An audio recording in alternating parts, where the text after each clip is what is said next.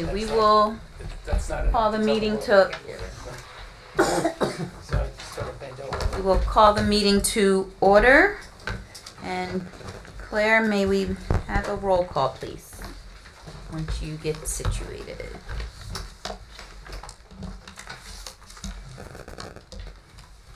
Muller? Present. Alamo? Present. Espinazi? Here. Zamora? Present. Romero? Here. Kaplan? Here. Linetti? Here. Puglielli? Here. Caramanica? Here. Carolino? Here. Okay, we will stand for the salute to the flag. I pledge allegiance to the flag of the United States of America and to the republic for which it stands, one nation, under God, indivisible, with liberty and justice for all. The notice requirements of the Open Public Meeting Law for this meeting have been satisfied. A copy of the notice having been sent to the Asbury Park Press and the Coaster and filed in the office of the Township Clerk on July 21st, 2023. There is an emergency exit through the courtroom doors and 2 exits at the rear of the room. There will be no smoking, no new cases will be started after 10 o'clock p.m., and no new testimony taken after 10:30 p.m. In addition, the applicant will be limited to 45 minutes of testimony.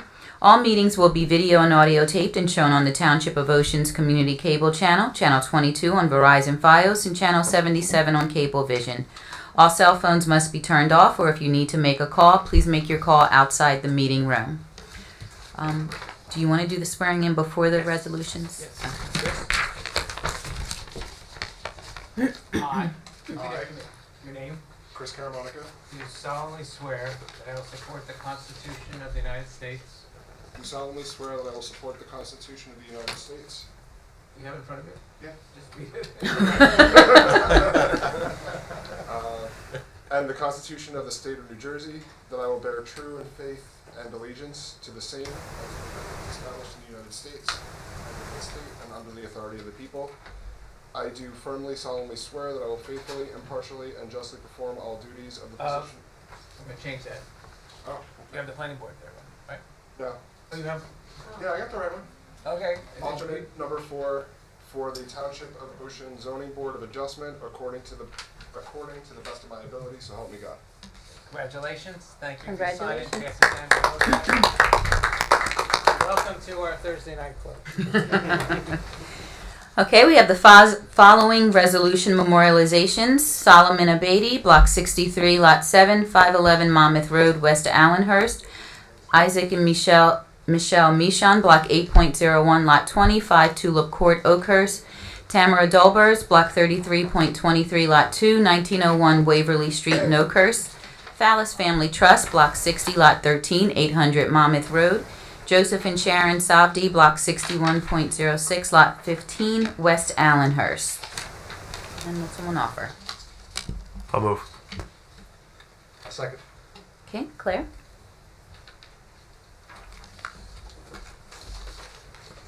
Muller? Yes. Lippman? Yes. Espinazi? I wasn't here last month. Zamora? Yes. Yes. Kaplan? Yes. Linetti? Yes. Puglielli? Yes. And Carolino? Yes.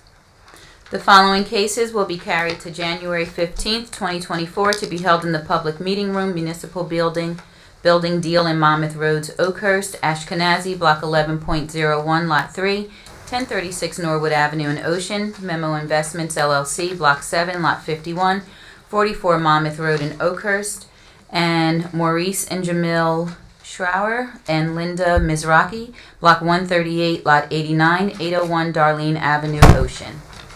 Just, I don't want to correct you, but our meeting is Thursday, January 18th, Okay, January 18th. not the 15th. Cases are carried to January 18th, 2024. Those 3. Okay, and our first case is Ezra and Adele Tawil, Jeanette and Batesh Tawil, Jeanette Tawil and David Batesh, block 25 point, no, I'm sorry, number 5. Apologies. Okay, our first case will be Daniel and Michelle Mizrahi, block 25.11, lot 1, 200 Ampere Avenue, Oakhurst, R4. The applicant proposes to construct a second floor addition, 2-story addition, 1-story addition with a balcony above, in-ground pool with patio, and 6 feet fence and driveway. Minimum front yard setback 30 feet required, 13 feet Ampere Avenue and 19.6 feet Harrison Avenue exists. 13 feet to second floor addition, 14 feet to 2-story addition, 14 feet to 1-story addition with balcony Ampere Avenue and 19.6 to second floor addition, 21.5 feet to 2-story addition, 20.42 feet to 1-story addition Harrison Avenue proposed. Minimum side yard setback 10 feet required, 7.4 feet exists, 7.4 feet to second floor addition proposed. Accessory structures must maintain required 30 feet front yard setback, 10 feet to pool equipment, 10 feet to pool patio, 11 feet to pool Ampere Avenue, 10 feet to pool equipment, 28.12 feet to pool coping, 29.12 feet to pool Freehold Street, and 10 feet to pool patio, 11.15 feet to pool, 20.94 feet to pool equipment, Harrison Avenue proposed. Maximum fence height within the required 30 feet front yard setbacks, 4 feet permitted, 6 feet proposed. The attorney is Jennifer S. Krimko. Good evening, Madam Chair, members of the board, and I just want to take a moment to have a moment on behalf of and to honor Peter S. Faldo Jr. He was my law partner. I started with him in 1999. He was practicing for over 50 years. Many of you are new faces, I say. I think the only 2 old school that are left, or 3, are me, Jim, and Mark, that go back to the 1990s, and he practiced for about 50 years. He trained me. He was a second father, and this is the first hearing since his passing on Monday, so I just wanted to take a moment to honor him. Absolutely. Thank you. With that, what we have here before you, and I know we're going to read the reports, and I think that Ben and Jim laid it out and you read it into it. Sounds like a lot of variances.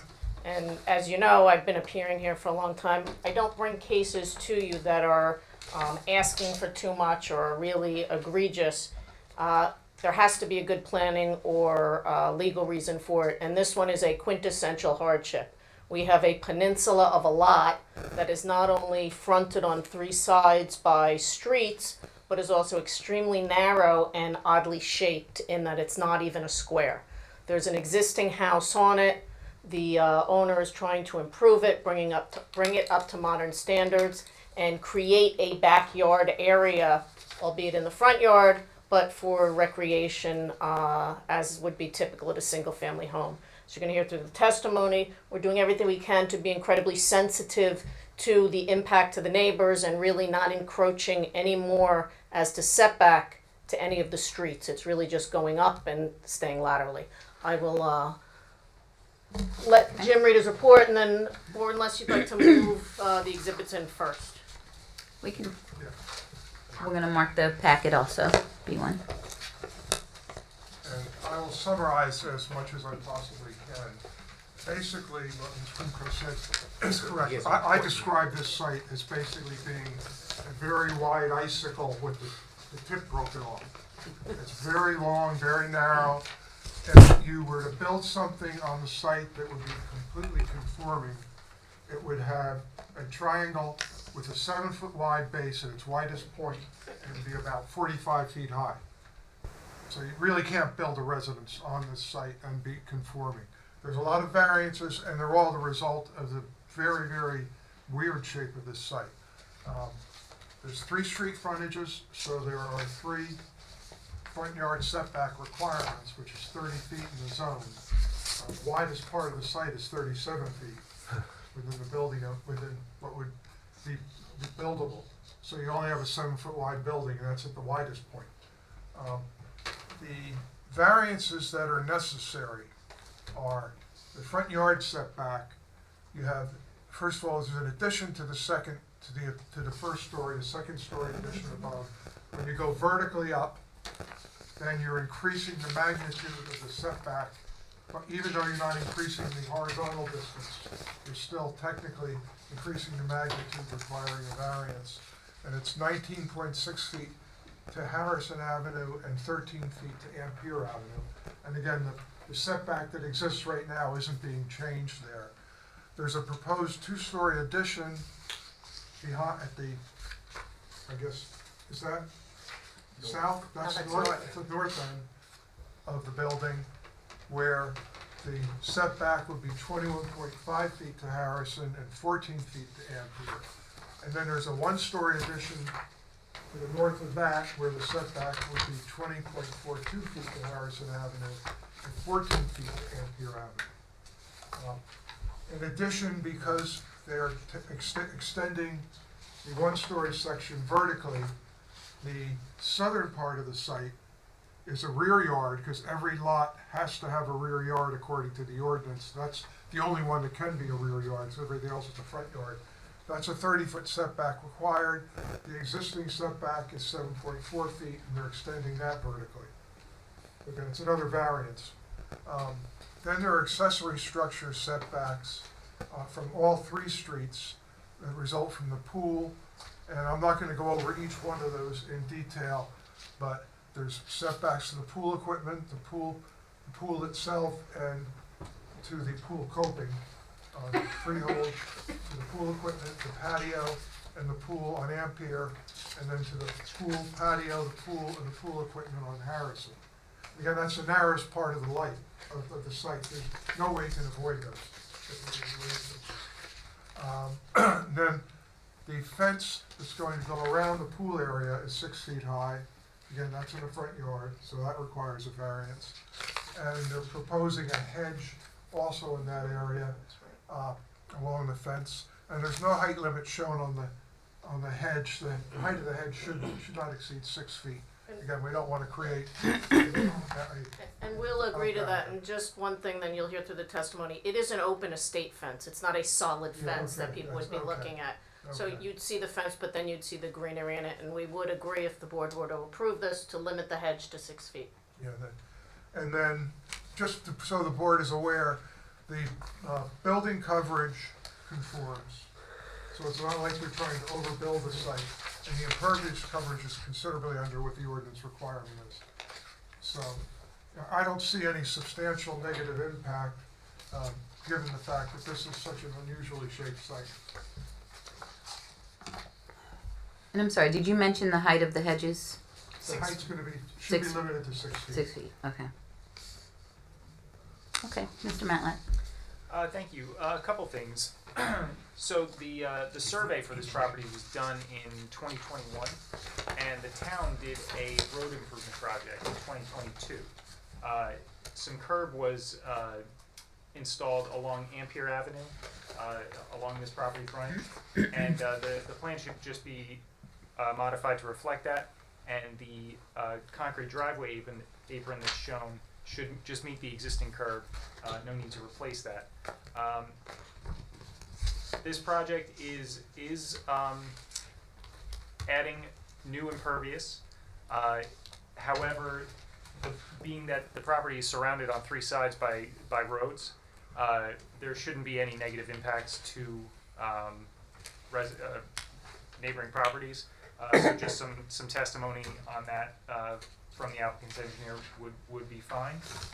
And then the fact that that curb was installed may or may not change the grading that's proposed on the property, just because now that there's a new curb, it may alter the grades that are proposed. So just any condition of approval, any approval would say should be conditioned on showing those curbs just to and verifying that the grading works.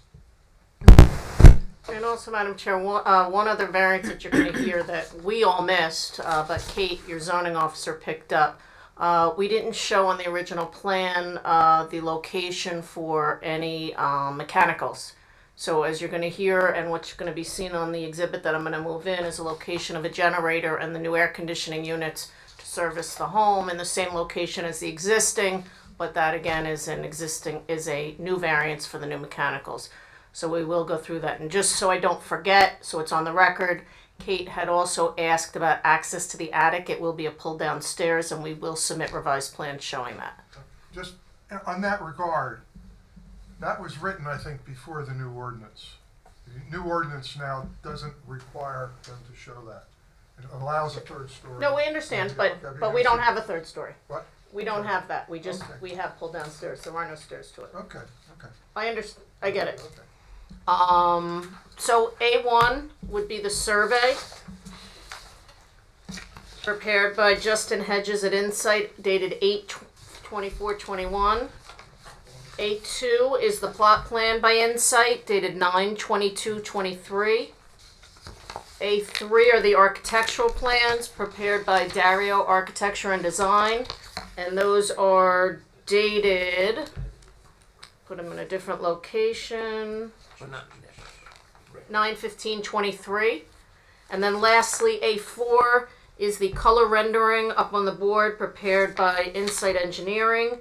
And it is not the date of the photo, but the date of the rendering is December 21st, 2023. We do have copies to hand out. And while I'm handing them out, I'd ask if we could have Patrick sworn in. He'll be testifying as the engineer and the professional planner. Okay. And your last name is? Ward, W-A-R-D. Okay. You raise your right hand. Do you affirm to tell the truth, the whole truth? I do. Okay. Can you tell us about your credentials, please? Sure. I have been in front of this board a handful of times, more than a handful of times this year. I've been with Insight Engineering for 14 years, licensed engineer for over 10, planner for over 8, testified throughout the state in both capacities. And this board has accepted him numerous times. I'll accept. Thank you. So, without repeating everything that Jim and Ben went through, let's hit the highlights with regard to what's existing, what's proposing, and I think most importantly, what our justifications would be for the variances that we do need. Okay. So what I'll draw the board's attention to first, this is our exhibit, what was the number? A4. A4. So using my finger, I'm going to point out what's existing and then where all the new additions are coming from. So really from this point of the house. Question, would it be possible to tilt the board back so we Sure. can also see in the audience? And I have we have extra. Thank you. Claire. I was just about to come up for that. Okay. That's the only one, so we're gonna turn that so you can actually see it.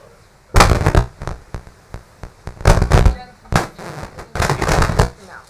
I can Here's show another you. one. Use that. Thank you. And then I gotta share. Okay. There you go. Okay. You're welcome. Okay, so without getting into the geometry again, you could see that the lot is, exceptionally narrow, and then we have the 3 frontages on the 3 sides that you see. We have one neighbor to our south. So at this point of the property here, here south is existing house. This is the existing footprint. This is the area where we're proposing a second floor over existing. There's no expansions in this area.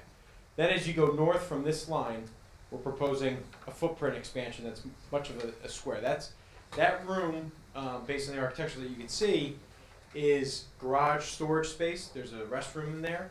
There is a workshop, which is kind of, akin to the garage as well. And then there's the laundry facility. So the house today, this is expansion really to provide that at the ground floor. Upstairs, half of that is enclosed second floor addition, and then the other half is an uncovered deck above. So the northernmost point is 1 story. What you can see here are the walkway in the front and this rear patio that exists today. Moving northward, the existing driveway is in the location of the addition. So what we're proposing to do is redo the driveway.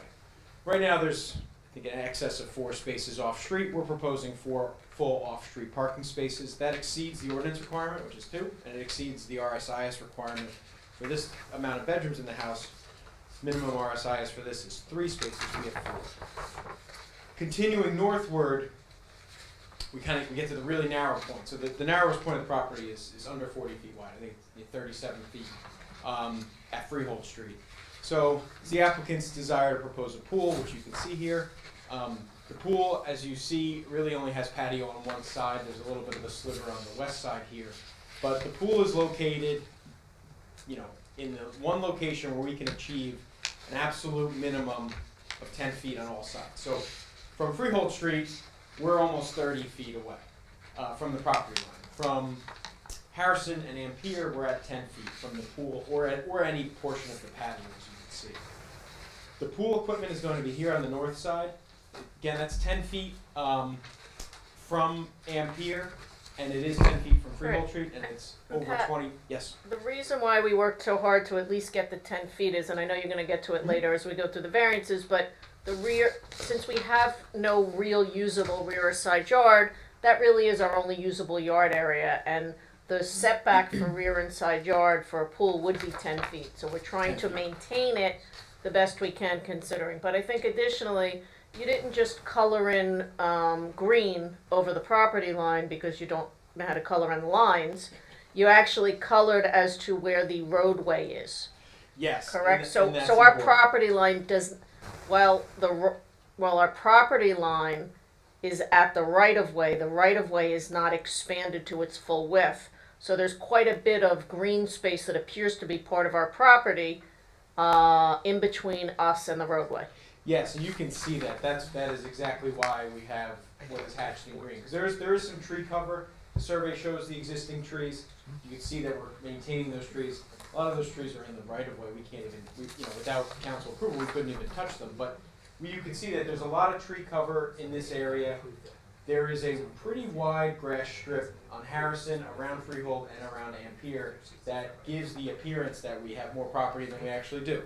And that really goes to the impact of what we're doing. Yes, right. So what you can see, and where I want to, now that I got up to the north point, what you can see on our plan and then on this graphic is we show within the property boundary the fence, and it's a 6-foot black aluminum fence, vertical slats, well in excess of 50% open, and immediately behind that is going to be emerald green arborvitae, like a consistent hedgerow, which you can see. The applicant is proposing quite a few of them just to achieve that closed-in yard and any sort of semblance of a yard. So today on this north side of the home, it's open and you're kind of exposed to the street a little bit. In the backyard, the classic backyard behind the house, there is a fenced-in area. The fence is actually a few feet into the township property, into the right-of-way. So we're ameliorating that by taking that fence out and making sure it's going to be on the property. So that's a big thing. That's an encroachment we're trying to avoid. So Pat, aside from just providing us privacy, which I think everybody would agree we're kind of an island, we need some privacy here, but it's also going to act as a buffer for what we're constructing to the neighborhood.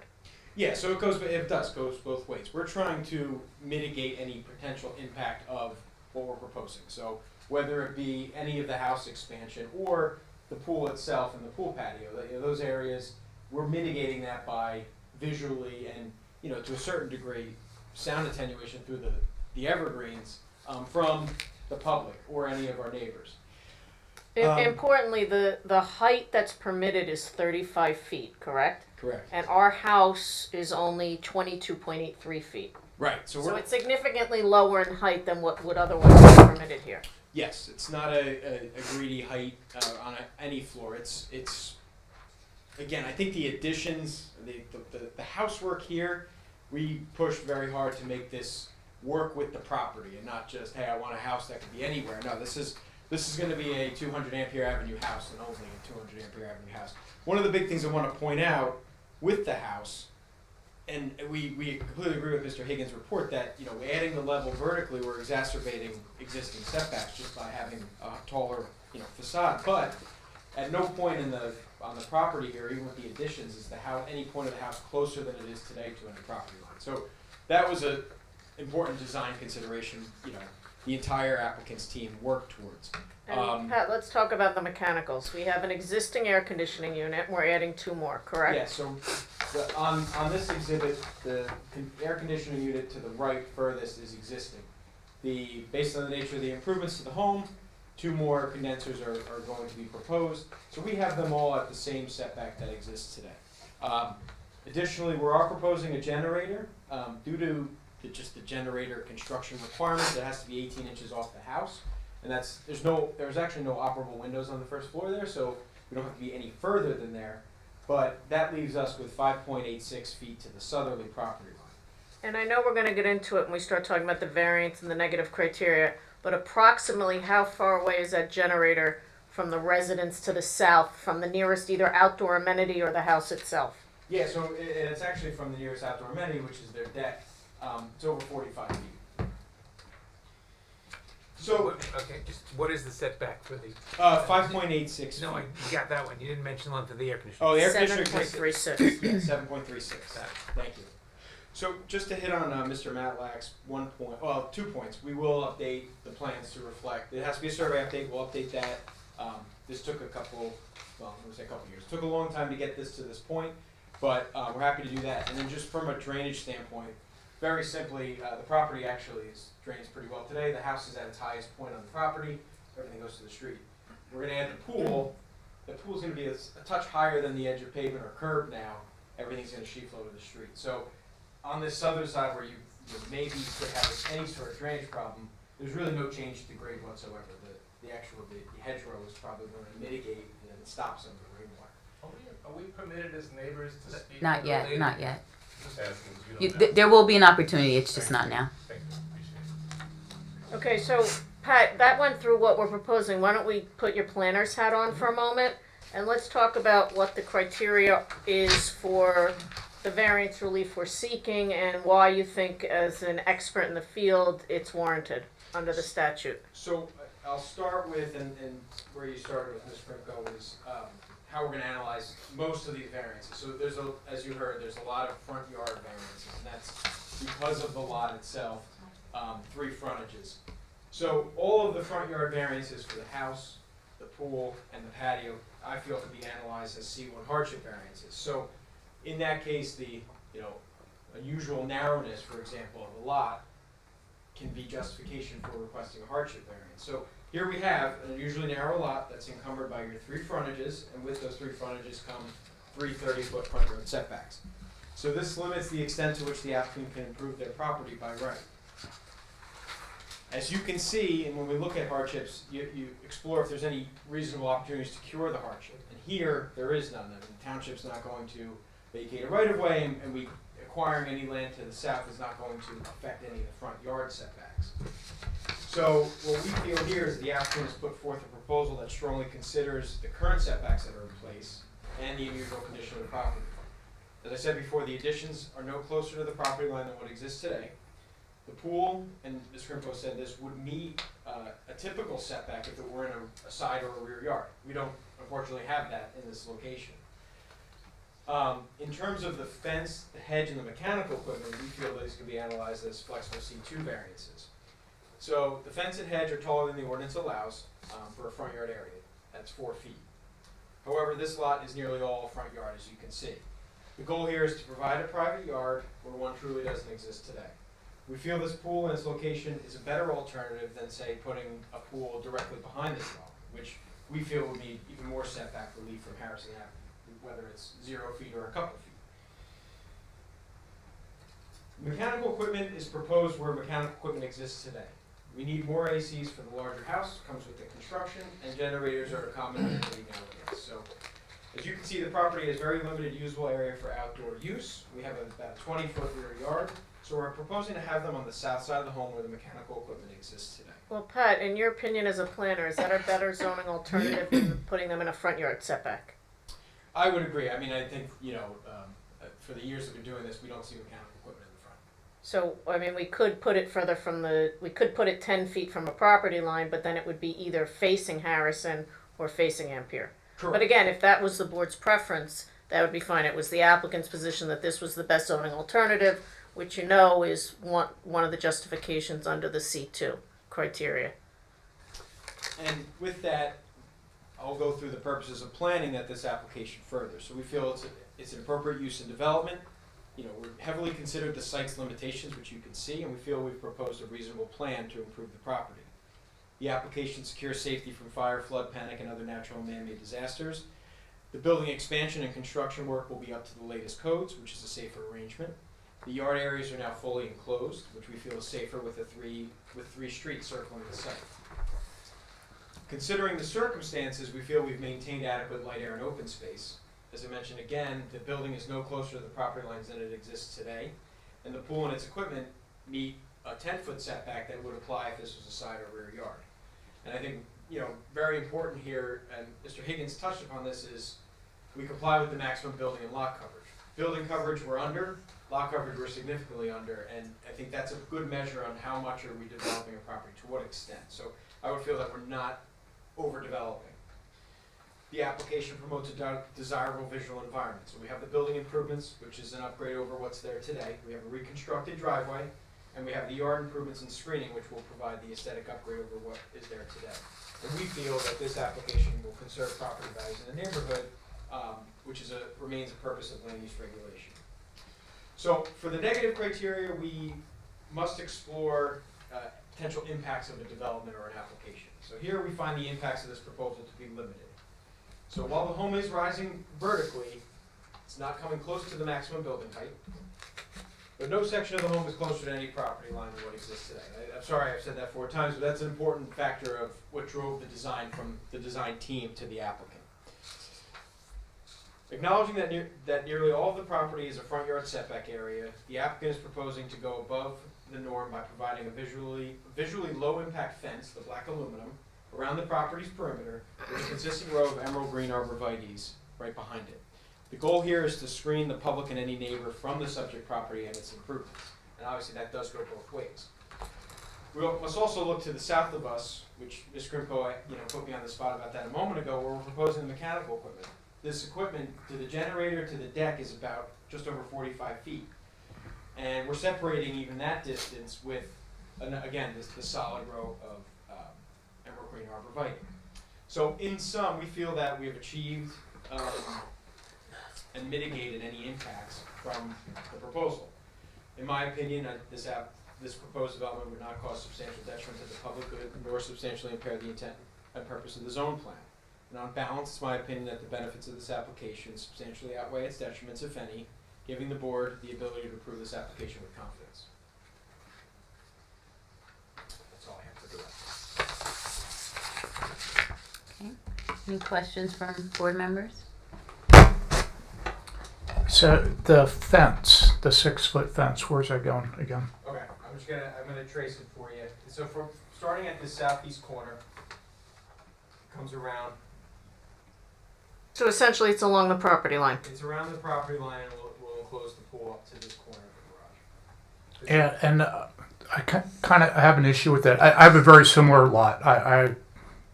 Mr. Higgins knows where I live. I live 3-sided street. I don't see a need for a 6-foot fence. You don't On see there, what? especially I'm the sorry. need for a 6-foot fence. You can easily accomplish the same thing, especially with the arborvitaes. Oh, so you're saying a 4-foot Yeah, 4 fence foot. and allow the arborvitaes to be Right. 6 feet? Right, and the arborvitaes. Wait, Mr. not- Lineski, yeah. just so I get that right, you're okay with 6-foot arborvitaes? Just Yeah, not a I don't have 6-foot an issue fence? with the arborvitaes. Okay, we're happy to lower the fence to 4 feet as long as the arborvitaes can be 6 feet. That's no problem. But the only issue with the arborvitaes is with that, and this from Mr. Higgin, is those deer, will deer eat those? Oh, yeah. Yes, they will. Yeah, so the actual Are they tree green itself, giants? No, the green giant's too wide of a spread. We'll find it. We'll What happy about to. Leland's? Yeah, we. Excuse Just- ma'am, you're not on the record. Let me, You'll have a Cup- chance to put it on the record. yeah. couple of things. I am going to address some of the comments from the board, even though from the public, even though it's not their opportunity yet, but they will have an opportunity. I believe that I just almost called you Bill. I believe that Jim is right. That a pool fence, I believe, has to be 5 feet in height. 5 feet. In Ocean Township, that's a requirement. So we would lower it to 5 feet because it would have to be. As it relates to the arborvitaes, we're happy to take suggestions as to what would be the most appropriate there. I know that the green giants, certainly I can tell you where you live, where I live, green giants grow enormously, but they can be cut to be at 6 feet. As a matter of fact, Zig Panic, tree expert, we all know, just came and topped mine off because he said if they get any bigger, you won't be able to ever trim them again. So they can be kept at 6 feet.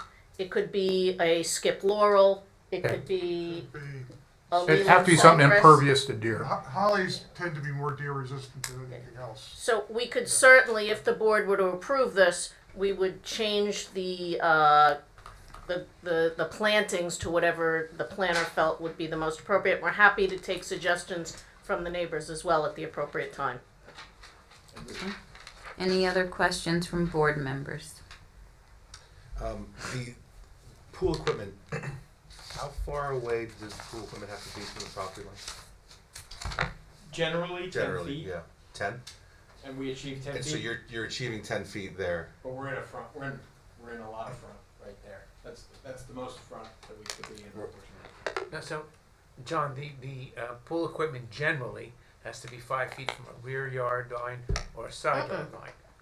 10. 10 I mean from- 10. I'm sorry, 10 from a from rear rear or side. side. They're doing 10, Mhm. but it's a from front the yard. Yeah. So what would it be from the It's front? It should be 30. Technical front yard. Yeah. 30. Should be 30. Did you try to get creative and put the pool equipment on the patio near the driveway? Where people could Over be- here? Yeah. We could, I guess. I think that that's the only patio area, Mr. Fuller. So, if you're out using your patio, I don't know that you want to be right next to the pool equipment. I know that we need variances where it is, but where it's going, it's not really going to have any impact on anyone because it's across the street. If it's only supposed to be 10 feet from a Yes, neighbor's I- property I- line. I can, folks, you'll have a chance to come up and ask him questions when we're done asking questions. And then at the end, you actually get to make comments, so Hold tight. you'll be okay, okay? So what I was saying was I know it's in a front yard. It's going to be surrounded by this 6-foot hedge. We could also enclose it in another fence if the board thinks it is appropriate. Maybe a solid fence in that area. Yeah, it's weird to me to have, I'm gonna tell you, it's weird to me to have a pool where you're putting it. My next question was gonna be, does everyone have the right to have a pool on their property? Yeah, I'll answer that one, yes. There's a case law that specifically deals with hardship and a pool, and the case says that the applicant is entitled to develop his site in a manner that would otherwise be permitted if it were a conforming lot. And specifically with regard to the pool, it required specific variances. And he's It said that- he's referencing the Lang case. It was our The Lang it was case, our yes. Supreme Court case. And what they basically said is the question is not is it a hardship to have a pool or not to have a pool. That isn't the question that the board asks. And believe me, having done this a long time, that's what I hear a lot. The question is, but for the hardship that we have, would we otherwise be able to have a pool? And the short answer is yes, of course we would. But based on the 40-foot wide and the fact that the front yard, so the test is it a hardship to develop it in accordance with the strict enforcement of the ordinance based on the limitations of our lot? Yeah. So that's the test. It's not a matter of are you entitled or you're not entitled to have it. It's what test you have to apply. Hold on. You'll have an opportunity. I promise we will not leave here until we give you the opportunity to speak. I promise. Just okay. So, and I don't know what to call these other than like little splatches, I'll call them. Those are existing trees. Those are full trees that They exist. Yes. they exist, Yes. even these Yes. splotches. Correct. Okay. Okay. It was And- easier showing it that way than cutting off where the area was. Gotcha. You can see where they overhang a bit on their area. Gotcha. The overhang is actually that. Got it. Yes. Okay. Any other questions from board members? Yes.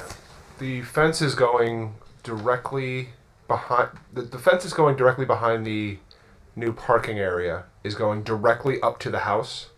It's It has to meet the house, To okay. enclose the yard. Yep. Yeah, I just wanted to make sure, because it's not 100% clear, I kind of see what could be a fence, gate there, but I just Yeah. wanted to make sure to The ask, because I black know it and needs to be white that was enclosed. submitted is a lot easier to read with the fence. But yeah, we had to keep the parking outside of it because gates by the street can be a mess, so. Thank you. How wide is the right of way on Ampere and then Harrison? Gonna have to look at the survey for that Roughly. one. You can- Actually, It's 50 foot. Yeah, both are 50. they're both 50. Not the pavement isn't 50, the right of way is Right of way. 50.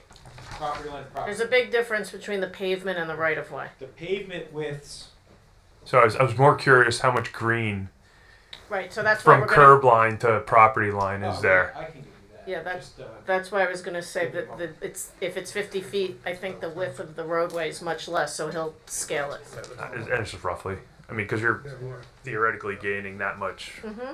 space on Yes, your. especially if they just did a roadway project, I doubt they Yeah. had any intention. on Harrison Avenue, it's about 14 feet, which is, larger than we usually have. On Freehold, it's about 10, and then on Ampere, this is based on the old survey, but 10 feet. So, that's bigger than it normally is, I would say, especially on Harrison. So you're really 20 feet from Correct. Yeah. curb line. Any other questions from board members? Can you talk a little bit about the building height again? Yeah, why don't you grab the plans? The permitted building height is 35 feet, and now 2.5 stories, or is it? It's 3.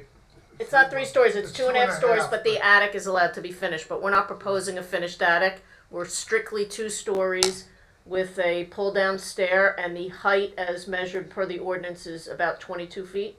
Yeah, 22.83. So we measured from the finished floor, which is at 45.66, and the ridge is at 68.49. So quickly, the math is about, we're a good 12 or 13 feet lower than what would otherwise be permitted on a conforming lot that didn't need Yeah, variances. safely 12 feet. Yeah.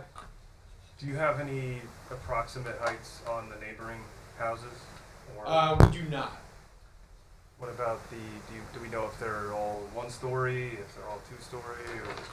I'm sure that the neighbors are could offer that, but part of the issue is, and what I found particularly with the boards, is that you can't zone based on what's existing there today, because everybody in that neighborhood has the right to have 2.5 stories and 35 feet.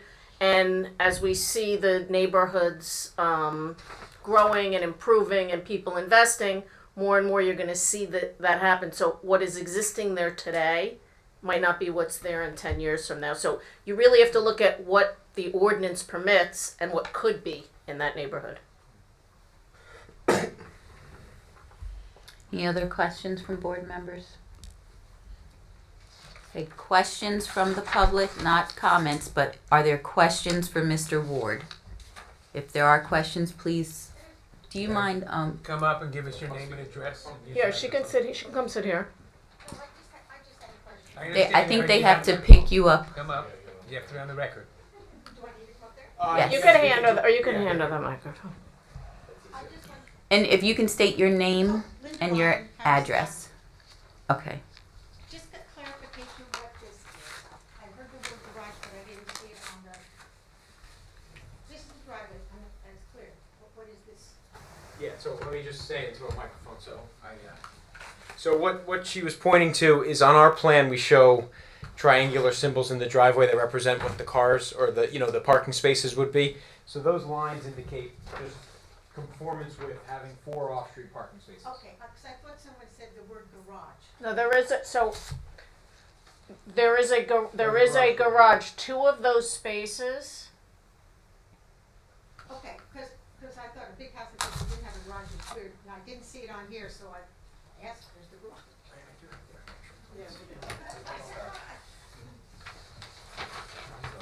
Yeah, this is how it's. I don't have them. I have them both. So This is supposed to be the garage.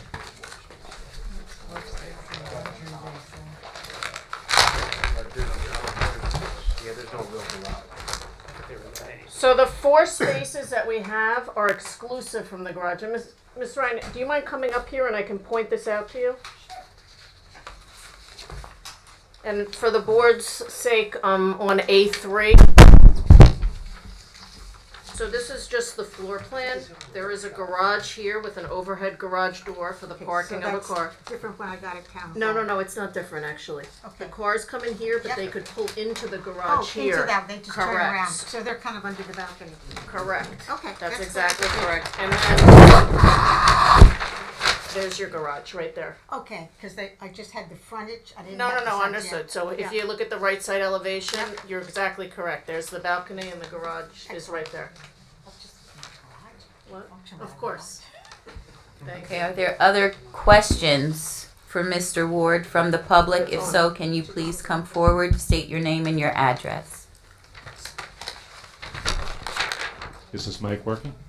Can you hear me? Your address. Okay. Your name and your address and then your... Hi, I'm Michael Novick, and I live on block 25.10, just west of the property, on the corner of Freehold Street and Harrison Avenue. What is your address, Mr. Nolan? 510 Freehold Street. What's the depth of the pool gonna be? When you say depth, you're not talking about length and width, you're talking about depth to the. Yeah. We don't have a specified depth, or I don't believe there's a construction drawing for the pool. Okay.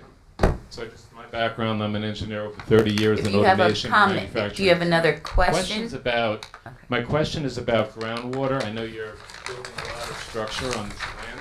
I'm concerned because I have a basement and I battle during storms on groundwater, and I'm concerned about overflow into my property. Okay, so, a couple of things. I mean, while he's coming back to the mic, what you heard at the beginning was we are well under the impervious coverage. So when you say we're building a lot on the property, we're actually not building a lot in accordance to what the ordinance would allow us to build on the property. We're actually significantly under it. But in addition to that, why don't you address that from a runoff standpoint or a groundwater concern? So from a site drainage versus groundwater, there's not going to be there will be no impact on the groundwater. In terms of the pool construction, I believe the construction permit process in the building department will require a soil boring for the pool, for not only the structure of it but any potential impacts to what you're referencing, sir. So that hasn't been done yet because we're here seeking the relief from the board. Once that happens, this has to enter construction drawings not only for the house but for the pool. So that will require soils investigation. And will the pool be draining into the public sewer? No, it's not No. permitted to. Are you sure? It's not permitted. It's not It permitted. can drain to the street? Oh, I thought you meant a direct connection. I mean, when to you the empty, sewer. when you drain the pool off season, where is that water going? Because the sewer is very old. I'm just curious about that. Typically, a pool is not drained off season. Typically, a pool is left full, treated, winterized, and covered. I don't know. I wasn't sure, so Yeah. that's why I'm asking the No, question. the pool is not drained off season. Okay. Will there be traffic lights installed in this proposal on Harrison Avenue in Freehold? Because there've been some significant accidents. So, we don't have the authority to put in traffic lights, and our single-family home wouldn't warrant it. But certainly, if there have been accidents, I strongly suggest that you contact the traffic safety officer at the Ocean Township Police or go to the council meeting and report it to them. And I'm sure that the mayor and council will instruct the traffic safety officer to look into that. But the likelihood of putting a traffic light in this neighborhood, having grown up in Ocean Township my entire life, is probably zero. Next question. The Chestnut Street tree that's about 35 feet and 15 feet in on the north end of the property is over greater than 12-inch diameter. Is that part of this to remove that tree or to keep it? The plans indicate it's on the north side of the property. Correct. That's to be removed. We have to comply with the township tree removal ordinance Right. anyway. Which we will. What is that ordinance? If you don't mind repeating it? It's several pages. I'd rather not read Generally into the record. speaking, for every tree that qualifies, which is greater than a certain diameter measured, you have to either replant a certain number of trees at either a 2-inch caliper or 4-inch caliper, or you have to pay into the tree fund for the township. But that's outside of the board's purview, and that's something that's done through the building permit process. Okay. This is just questions. I can't challenge the ordinances at this point, correct? Just questions. You'll have an opportunity to comment, Okay. but just questions now. Okay. That's the end of my questions. If you can, just please stand and state your name and your address. If you need to sit after the time. 511 Freehold Street. I'm northwest of the property. That's it, right there. I'm concerned about the noise that's gonna come from the pool equipment. So what is your question My for? question is, I like the idea of it being moved from that corner. So what we've testified to in our position there, and one of the board members did ask this, the reason that location was selected was not just to keep it completely as far away from the applicant as possible, but that is the area that is least impactful around. So it is, I don't want to say it's on an island, But but said another way, if we were next, and I missed your name, I only got the 511 Freehold. What's your name, sir? Bill Haas, Haas, H-O-S-S? H-A-A-S. Oh, related to Dr. Haas? Nope. Oh, all right. If you need to sit, you can, if you need to. So, if we were putting a pool next door to you, if we were putting a pool next door to you, we would be entitled to put the pool equipment 10 feet from your property line. Okay. So, we're 10 feet from our own property line, which is 60, 70 feet away from your property line. So, the governing body determined that the appropriate distance to not disturb your neighbor is 10 feet. And we're well over 10 feet, plus we're gonna have it fenced and surrounded by the trees. So based on that, and as a planner, Patrick, do you have a concern that there would be a noise issue to the surrounding neighbors since we meet the 10 feet from all the property lines, plus we have the benefit of all of the excess right-of-way and the actual roadway in between us and the neighbors? yeah, so we don't anticipate any noise impact to any neighbors from the pool equipment. Okay, second question. On the Harrison Avenue there's a curb going down there now. Is that shown on there? No, so if you heard at the beginning, Mr. Haas, our survey was done in 2021. No, this is an old curb. No. It's been, in other words, you'll see grass, then you'll see the curb. May I show you the survey and then you can point it out? You can come up, sir, if you want. We'll come to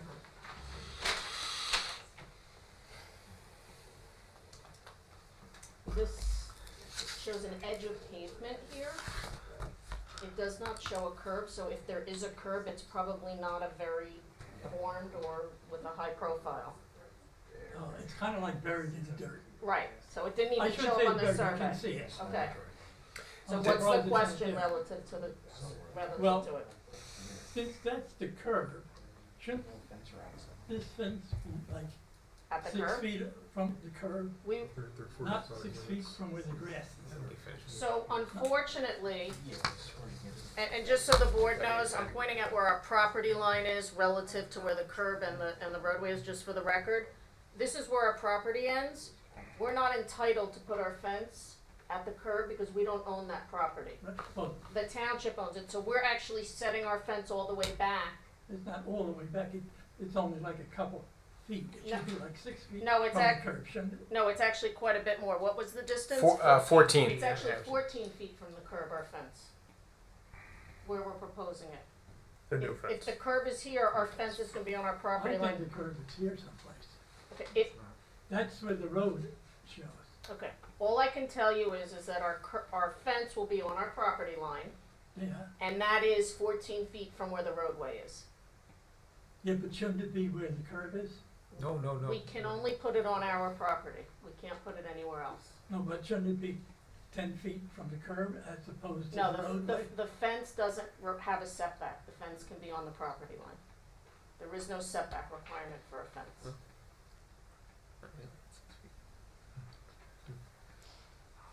Any other questions? Shouldn't there be a walkway between here, in case somebody, If there is to be a walkway, that would be something the township. Right, the sidewalk would be something the town would put in. And they yeah, would but put it there in. would be no room for it. Yes, they have the right of way. They have a There- 50-foot wide street. There is They room can for develop. there's more room on this lot for a sidewalk than most. Any other questions from the public? Yeah, I just have one more I thought of. Name that again, was please, for the important. record. Hi, my name is Michael Novick again. I'm at the corner over here on Right. the west side, 510 Freehold. I've seen Mike Chambers is in here, is he? No. Okay, so There was an accident, I guess it was probably in the early 90s, and a boy was hit by a bus on the corner of Freehold Street in Harrison, right where my tree used to be, on the corner of block 25.10, and he was killed. My concern is visibility. This is a statement. This is not a question. And we can answer that, or just, Site triangles. Patrick, are we meeting the site triangle requirements at the roadways, or are we impeding them in any way? No, you could see on our plans we do show the site triangles, and they're well within the pavement. And just by way of explanation to Mr. Novick, the site triangle is what was determined as the safe site distance for a car driving, and nothing can be higher than 30 inches in that area, including a tree, a fence, or anything else. That's correct. So we're well outside of what the safety requirements are to ensure that there's safe visibility for the traveling public. That's correct. Okay, so here's my next question. So I've seen people flying down Harrison Avenue on the electric scooters. Does everyone know what the electric scooters, electric bikes come flying down Harrison? You all see it in the summertime. Makes the turn on to Freehold Street. I see an accident waiting to happen over there. That has nothing to do with this board, unfortunately. I know, I'm just putting it out there. There's a big blind spot potentially happening. But then you need to go. Unrelated to our development, however. You can't. That's not related to the granting of variances. It's Okay. an important issue. Fair enough. And there was But- another accident 1 month ago also on the Ampere Avenue and Freehold Street. But nothing that they're doing here for that intersection. It's just blind spots. By putting a fence there, you're increasing the blind spot. Well, That's my so- statement. So, again, They have to the have site licensed triangles. engineer just testified that we're meeting the site triangle distance, so there will be no blind spot as it relates to the roadway, whether it be caused by this development. whether it be by scooter or car or bicycle. Okay, as long as you can sleep with that, I'm good with it. Thanks. Okay, is there another question from the public? If you can state your name and your address, please. Yes, my name is Maria Novick. I'm Michael's wife, and I live at 510 Freehold Street, Oakhurst. My question is this: I'm hearing hardship cases, and I'm not clear on exactly what you mean. If you could elaborate on that, I'm hearing a lot about that we are in compliance, but when I read the paper that came to our house, every single thing is not in compliance because those are 3 front yards. So I'm very unclear on this. It seems like we're talking, to me, I'm almost getting into, as I'm sitting here thinking, we're in a fantasy world. Because, and my reason is this, we're talking about a hardship case, but what is the reasoning behind this? We're saying, well, if they could or if they couldn't. I'm not understanding this at all. I feel like I'll let the everything is applicant. I'll let the stretched. applicant's Please- attorney explain. please this. elaborate. I'd be happy There's to. laws Thank on you. this. There's laws and So, cases. there's a statute called the Municipal Land Use Law, and that's what guides development in the state of New Jersey. And there's a provision in that development, and New Jersey statutes annotated 4055D-70.C1 and C2. And what the state legislature has determined, that if due to exceptional narrowness, shape of your lot, or extraordinary circumstances affecting your particular lot, it has to be specific to a property, it creates a hardship to develop it in accordance with the ordinance like anybody else could if they didn't have these extraordinary circumstances, then you've established what's called a hardship. That's step 1. First, you have to establish a hardship. There is case law that goes back further than anybody in this room is alive to remember, which clearly states that if the required lot width is 50 feet or 100 feet and you have 40 in depth, that is a hardship inherent. There is case law that goes all the way back that says having more than 1 front yard is an inherent hardship. It's a function of this specific lot. That if 2 of those sides were rear yards or side yards and not streets, we'd be able to develop it in a different way without any variances. Or equally, if we had the required depth that the lot was required, we could easily do what we want to do without variances. So step 1, which you heard the testimony, was that there is a hardship.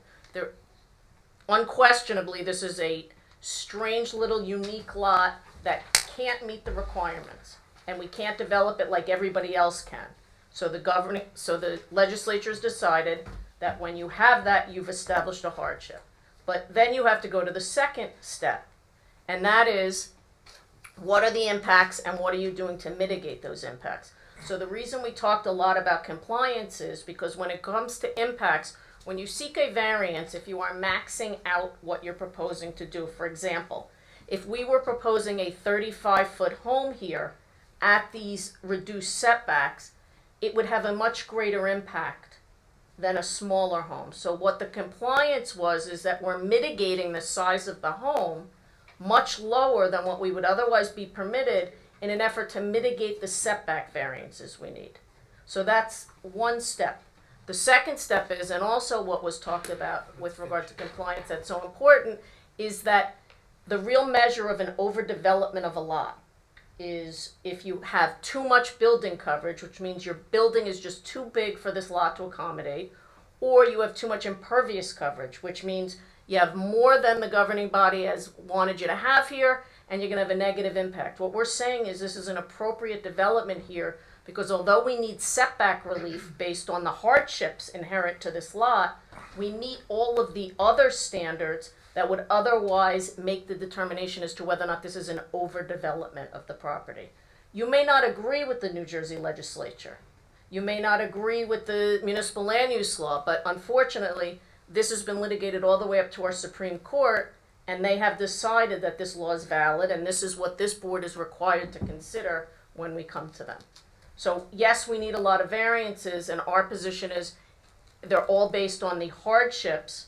And you know, I didn't push Patrick, but I would argue that the fence variance, the hedge variance, and the equipment variances are also a hardship, not just a C2, which is a better zoning alternative.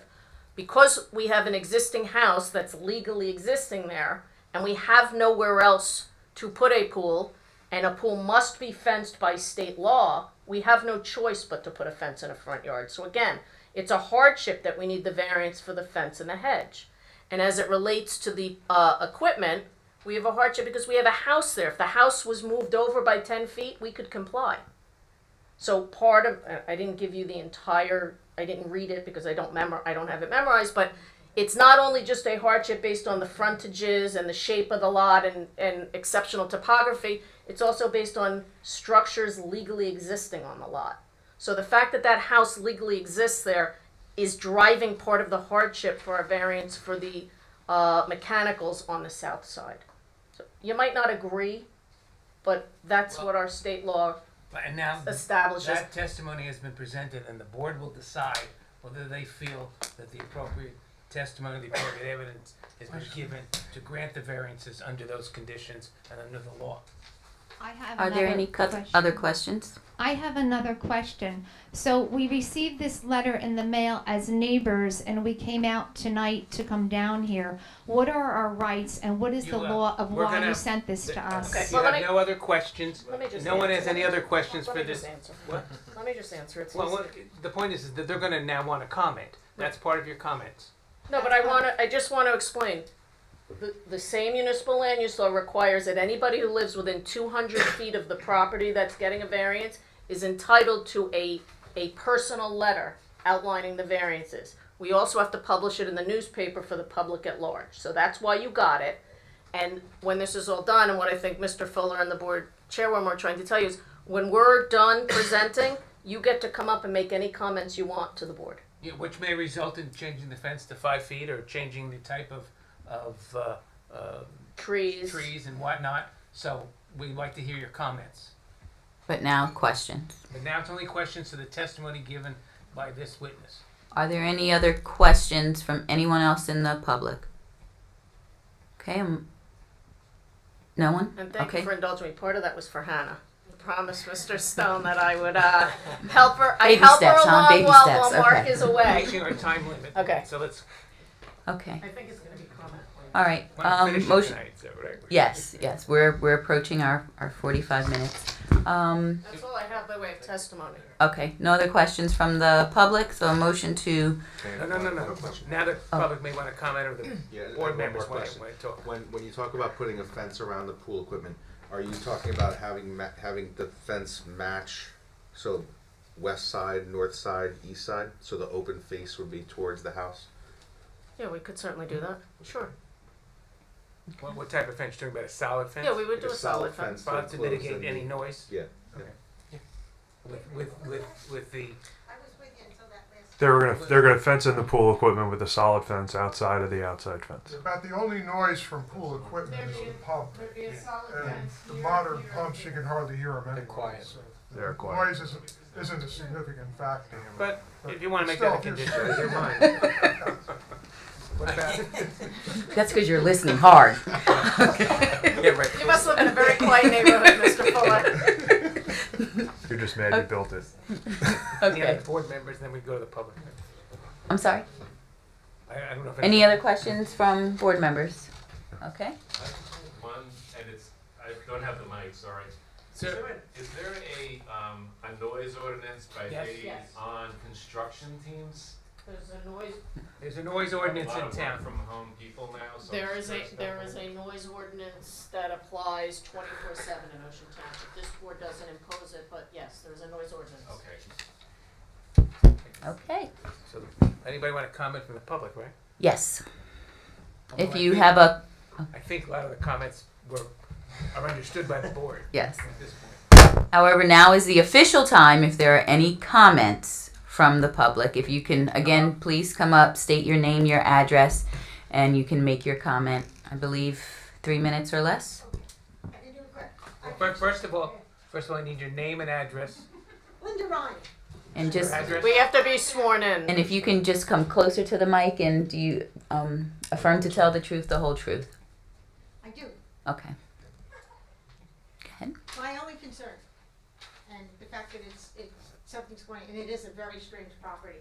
My only concern is what I think you call the broken tip of the icicle. Okay, where it hits the north side, right there.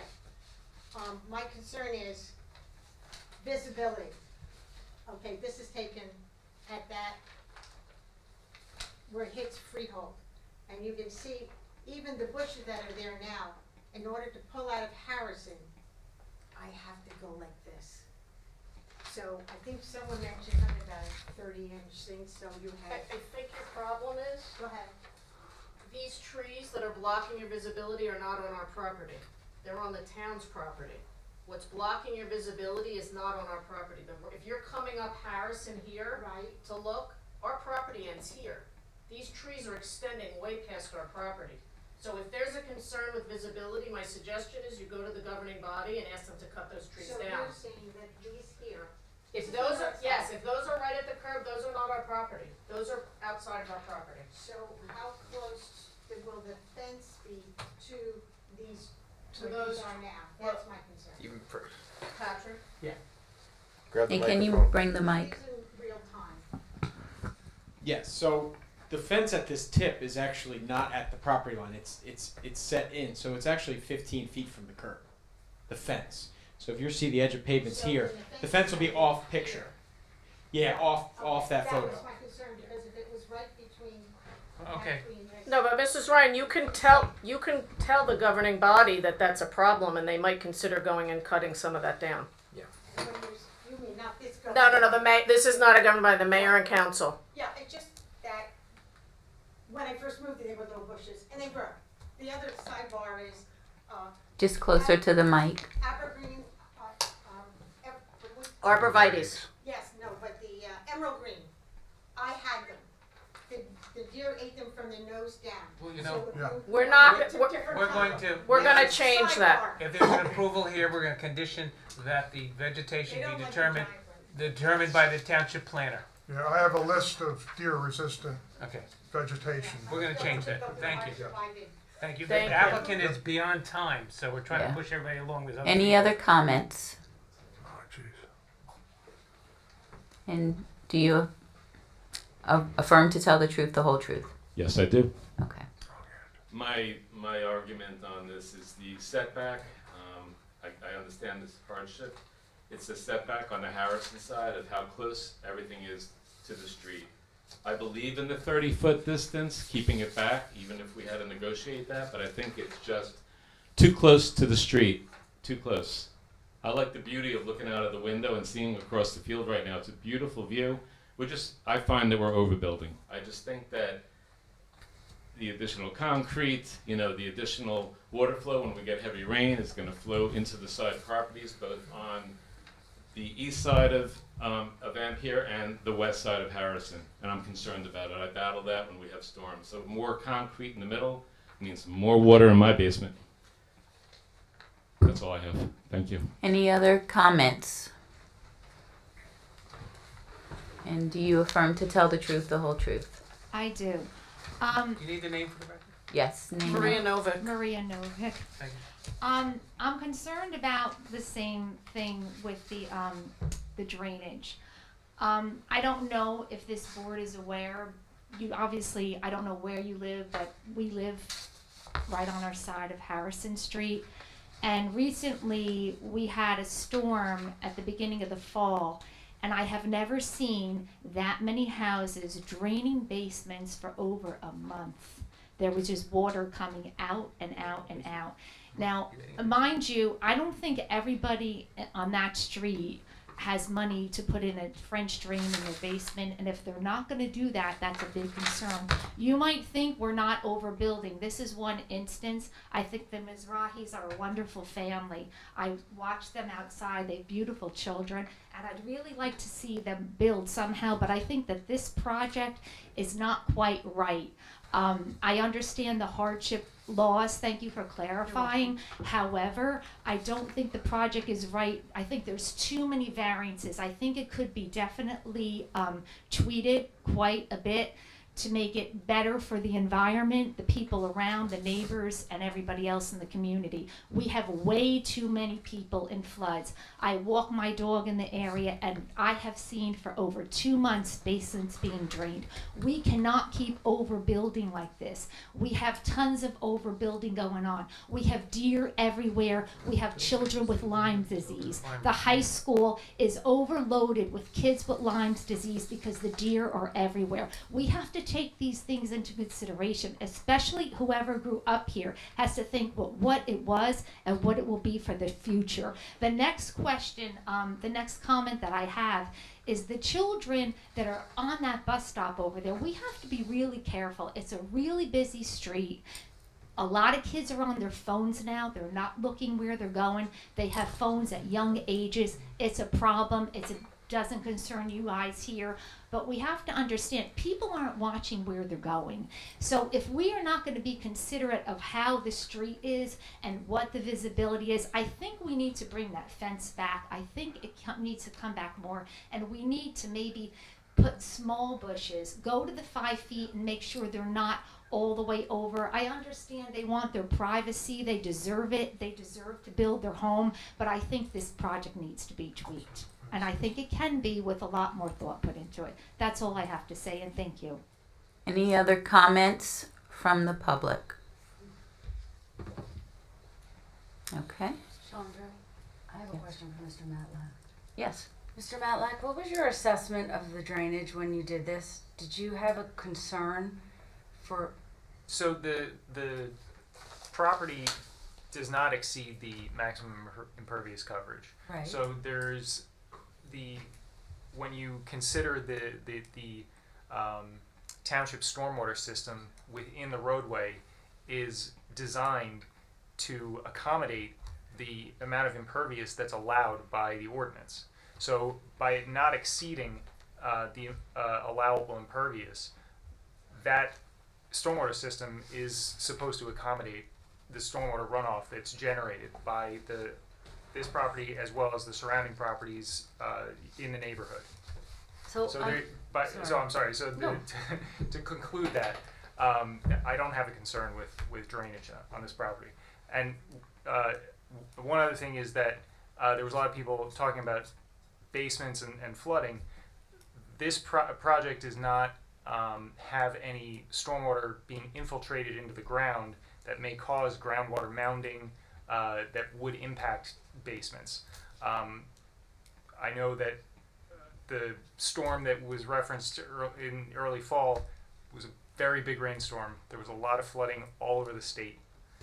It's not specific to this area, so that was sort of an outlier storm. So I'm just throwing this out there. When I moved into my property 3 years ago, there was a lot of unexpected and unanticipated runoff, and it caused a problem. So would we ever consider putting a contingency plan in place for an unexpected occurrence for runoff? I think what, Ms. Slipman, I think that the issue is not with what we're developing since we are so far under. I think what I'm hearing is perhaps it's the township infrastructure is what the issue is. And that's not, if there's flooding now and it can't hold it, that is not something that we are adding to. We're well under. So I think that if there is a problem there, it may be something that needs to be looked at. For example, you know that there were lots of issues in the West Allenhurst area where the pipes aren't big enough and it backs up where Poplar Brook is. There's all kinds of things. So there may be an issue there, but I would just ask the board to focus on this application as it relates to it. We're not trying to fix an right. infrastructure We can't system fix in town. that, I'm and we're suggesting not even close to what we could do by way of coverage here. I understand that. I just know when I moved on mine, there was unexpected occurrences, and I had to fix mine. Well, if that should happen, Then the we would be- township would require Yes. it, right? If they cause something, Well, I don't. they're responsible. You would hope. I mean, I undertook the responsibility because of who I am. I don't know if everybody would. No, I think that we have specific ordinances. If they change the We're drainage system or cause problems, they have to correct it. We're not allowed to change the flow of drainage, either the speed or the way it's coming off by state law. I mean, we have to So then maintain that it. should give the public some comfort, knowing if they find that there's a change in drainage and the flow from the property. It won't be that. Right. Well, but if it is, But there if is it is, recourse. there's Yes. recourse There's for recourse. people. Yeah. Okay. I think you were going to close this. Any other, I think that the comment period is. we're about to close it. Can I just respond to Lisa? I'm sorry. You have to go to the microphone. I don't understand how a person can, I think you said, Lisa, that there's an ordinance, so if we see there's a change in our flooding after this project, that the party would be responsible. Is that what you're saying? It would be their, their property. If they change something and exacerbate a situation because of this construction, they're responsible. How would we prove that? I believe I don't know, and that's Mr. not for this board to Yeah, That's determine. not. just said That's that the not for storm. this board to determine. But I just commented on a storm, and I was told that was a storm that was all Okay. around New We Jersey. understand How would we you're prove not- that? you're It not- doesn't make any sense. Let's face reality. Well, I have no further the comments. board has to Thank make you. a decision.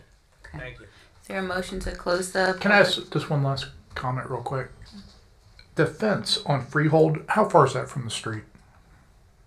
15 feet. Would it be a big issue? You pushed it back like another 5 feet? And What would that do? It doesn't accomplish well, anything. it would help with the site easement. No, it wouldn't. No, Doesn't whatever. make any difference. Not I gonna make any actually Googled it and put the cursor exactly where a car would be pulling out onto Freehold. You have a clear view down Freehold, except for a pine tree and a shrub that's within the right of way. I just think it'd address a lot of the concerns of the There's neighbors. another tree that's And you got a lot of room down there. I think that yes, it would address them if they were not speculative concerns, but I think based on the engineering that was presented to you and offered from your planner and a survey that we have that shows where the roadway is, it would be a further imposition on a very encumbered lot where we have such a limited area already when we are not going to be impacting the site at all. So, Mr. Higgins, just to confirm, you're saying, based upon your opinion, it would not make a difference. Is that what you're stating? Correct? The Okay. way it's proposed does not impact the site drying. Okay. And motion to close the public hearing. I'll motion. Second. Okay, Claire. That's just right there. Who seconded? I Chris just heard it. Chris did, Oh, okay. Tony did too. Close the public hearing. Then they discuss. And once it's closed, Madam Chairman, I just have a brief moment to wrap up. Yes. You want to, Yes. define what you want to do with the fence and Yeah. shrubs, so we know. Yes. DeGenaro, Yes. Kaplan, Yes. Janeski, No. you say no? This is Yeah. to close the public Oh, hearing. no, yes on that. We'll vote no on Puccielli, Yes. the first 7. Chair Manica, Yes. Chairwoman Deal, Yes. Okay, Ms. There you Grimko, go. you have some And- closing. And I'm sensitive to the neighbors. I bought my first house in this neighborhood. I'm intimately familiar with it. But this is a quintessential hardship case. And I think, as you heard from the testimony from our engineer and planner, and it was echoed from your engineer and your planner, we were very sensitive to the limitations of this house. We are not overbuilding.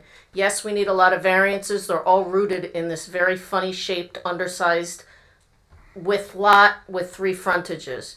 We're not extending the house any further to any of the streets. We're respecting the site triangle in its entirety. And we know we're not overbuilding because we don't need a coverage variance or a building coverage variance at all. So as it relates to what was discussed at the meeting, what we would offer is to reduce the fence height as an open fence down to 5 feet, so it would still comply with the ordinance. We would absolutely agree to change the evergreen trees capped at a max of 6 feet to whatever was recommended by Mr. Higgins. That would be deer resistant and would obviously survive in this area. We would enclose the pool equipment with a solid fence on 3 sides, with the open side facing internal to the lot and not to the neighbors. And we'll update our survey to reflect the roadway improvements that were made in 2022 to show the curbs, and our apron would meet that curb. So I think with all of those concessions and the fact that we really have a hardship and we're trying to build within the confines of this lot, I think that through the planning testimony offered and the concessions made, we would ask for a vote in favor with those conditions. Okay. And is there a motion? Can I ask Jim a question? I'm sorry. I'm gonna keep on dragging this out. Sorry, Jim. And Ben, whoever can answer this. Say Freehold Street, and all the way around the property, you have 5 feet that is part of the right of way, or 10 varies. 10. It goes from 14. Oh, it's 10 feet and then 10 feet. Yeah, and then 14 10, feet. 10, 14. 10, 14. Okay. So, what's the possibility that one day the town would then widen the road a little bit, take 2-3 extra feet, put a bike lane in, something like that? That they could. They could. The pavement is pretty much probably about as wide as it's ever going to be. It has enough room to accommodate, 2-way traffic and parking on the street. And Just to add, if anything, they may install sidewalks in the future, but the available green space between the pavement and the property line is enough to accommodate that if the town sidewalks, right? decided. Mr. Fuller, can I just add one thing to Can I that? ask him one more question, Sure. and you can add 2 things or 3 things? Just one. Have you ever done something where you have a condition that if the right of way is or the road is expanded more towards the right of way, that they would then have to move in? That was my statement. No. We have to. Let me go. Well, if it is, but the master plan and the zoning ordinance require a 50-foot right-of-way, and that's what you have now. So the likelihood of the right-of-way ever being increased.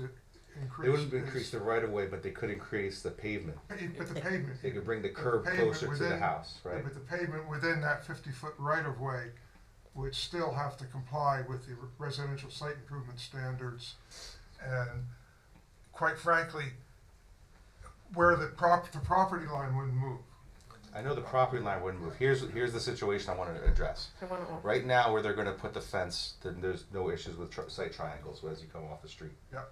If for some reason they were going to make the street wider and take away some of the green that they have, Yes, we can agree to that. then could possibly impact the site triangles. What do you? Mr. Fuller, may I offer a condition that I think would address your concerns, which I knew exactly Make where sure you're Mark going. understands. Go ahead. Yeah, I will. He's not living tonight. Well, first let me first tell you that if they widened it, and they're not allowed to widen it outside of what the master plan is, so if they have the 50-foot, they can't take more land to do that. But let's just assume something happens and they widen it to 60 feet. And once it's widened, now our fence is in the site triangle. The town has the ability to take an easement over our property and require us to move that fence. So there's no issue that that fence will ever be in the site triangle because it's not allowed to be. So if they widen the road as part of that, they would acquire an easement over our property and force us to move that fence. So that's inherent in anything that would occur. It can't be in the site triangle. It's not legal to be. Although the Okay. pool equipment would have to then be moved south for that to accommodate that. Maybe. Public comment closed, but thank Again, you. the town could require us to relocate anything within the site triangle. Right, okay. Okay. So we have regarding the side yard setback, front yard setback, conditions regarding evergreens, the fence and hedge. Is that everything, Mr. Steinberg, that I covered? Okay. Yeah, and it's all in the zoning report. Okay. Do we have a positive resolution? I'll offer a positive resolution. I'll second. Okay, Claire? Fuller, Yes. Whitman, Yes. Ashkenazi, Yes. Tamara, Yes. DeGenero, Yes. Kaplan, Yes. Roneski, Yes. Kelly. That's Yes. 7. You just called 7? Yes. So now we're getting into alternates? I need the 7 board members. It's nice to see everybody here tonight. It doesn't usually happen. We need to do the 7. Monica Yes. and Lindsay. Yes. So you called like 9 people. So the votes only count for the first 7 actual board members, no alternates. Okay? Okay. Thank you. Okay, we will move on to the first case. Michael Giuseppe, Block 159, Lot 43, 78 Cold Indian Springs Road. Applicant seeks approval to construct a technical 2-story rear addition with deck and AC condenser. The property previously received board approvals for front, side, both sides yard side setbacks and number of stories. Minimum side yard setback 10 feet required, 5.2 feet proposed. Minimum both side yards combined setback 30 feet required, 110.4 feet proposed. Minimum gross floor area 2-story dwelling, 2,200 square feet overall required, 1,047 square feet exists, 1,578 square feet proposed. Maximum building coverage, 22% of buildable lot area or 917 square feet permitted, 31.95 feet or 1,331.51 square feet proposed. Accessory structures such as air conditioners and deck must maintain required 10 feet side yard setback, 8.9 feet for the AC, 5.7 second floor deck proposed. And Mr. Did I pronounce that correctly? Yes, Mike Giuseppe. Giuseppe. Giuseppe. Okay. Madam Chair, and we discussed this in caucus, the appropriate notices were sent to all of the surrounding property owners within 200 feet.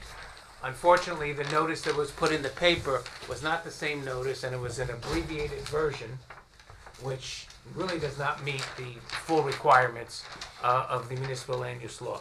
So what I advise the applicant through Claire is that we'll hear the case tonight. He's going to have to republish for the January meeting, January 18th. Not renotice, just republish. And what you should do is send him a copy of the slip that you sent to everybody else in the neighborhood. Just send that to the press to print. 10 days prior to the meeting. We do not count either the day of the meeting or the date of publication. You got to choose one. You're 9 here, basically.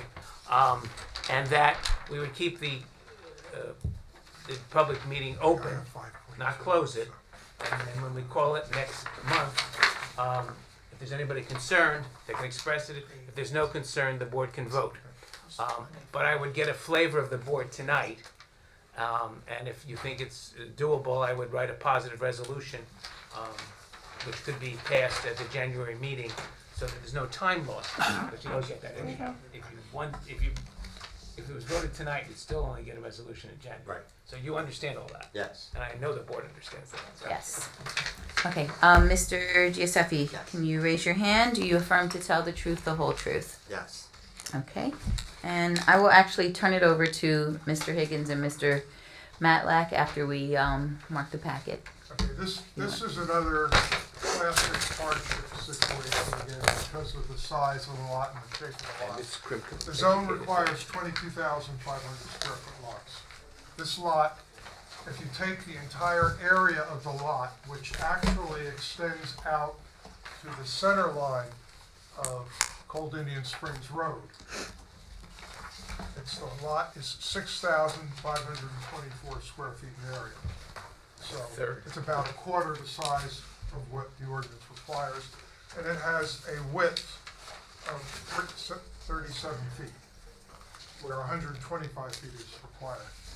So all of the variances that are being requested relate directly to the fact that this is such an extremely undersized lot.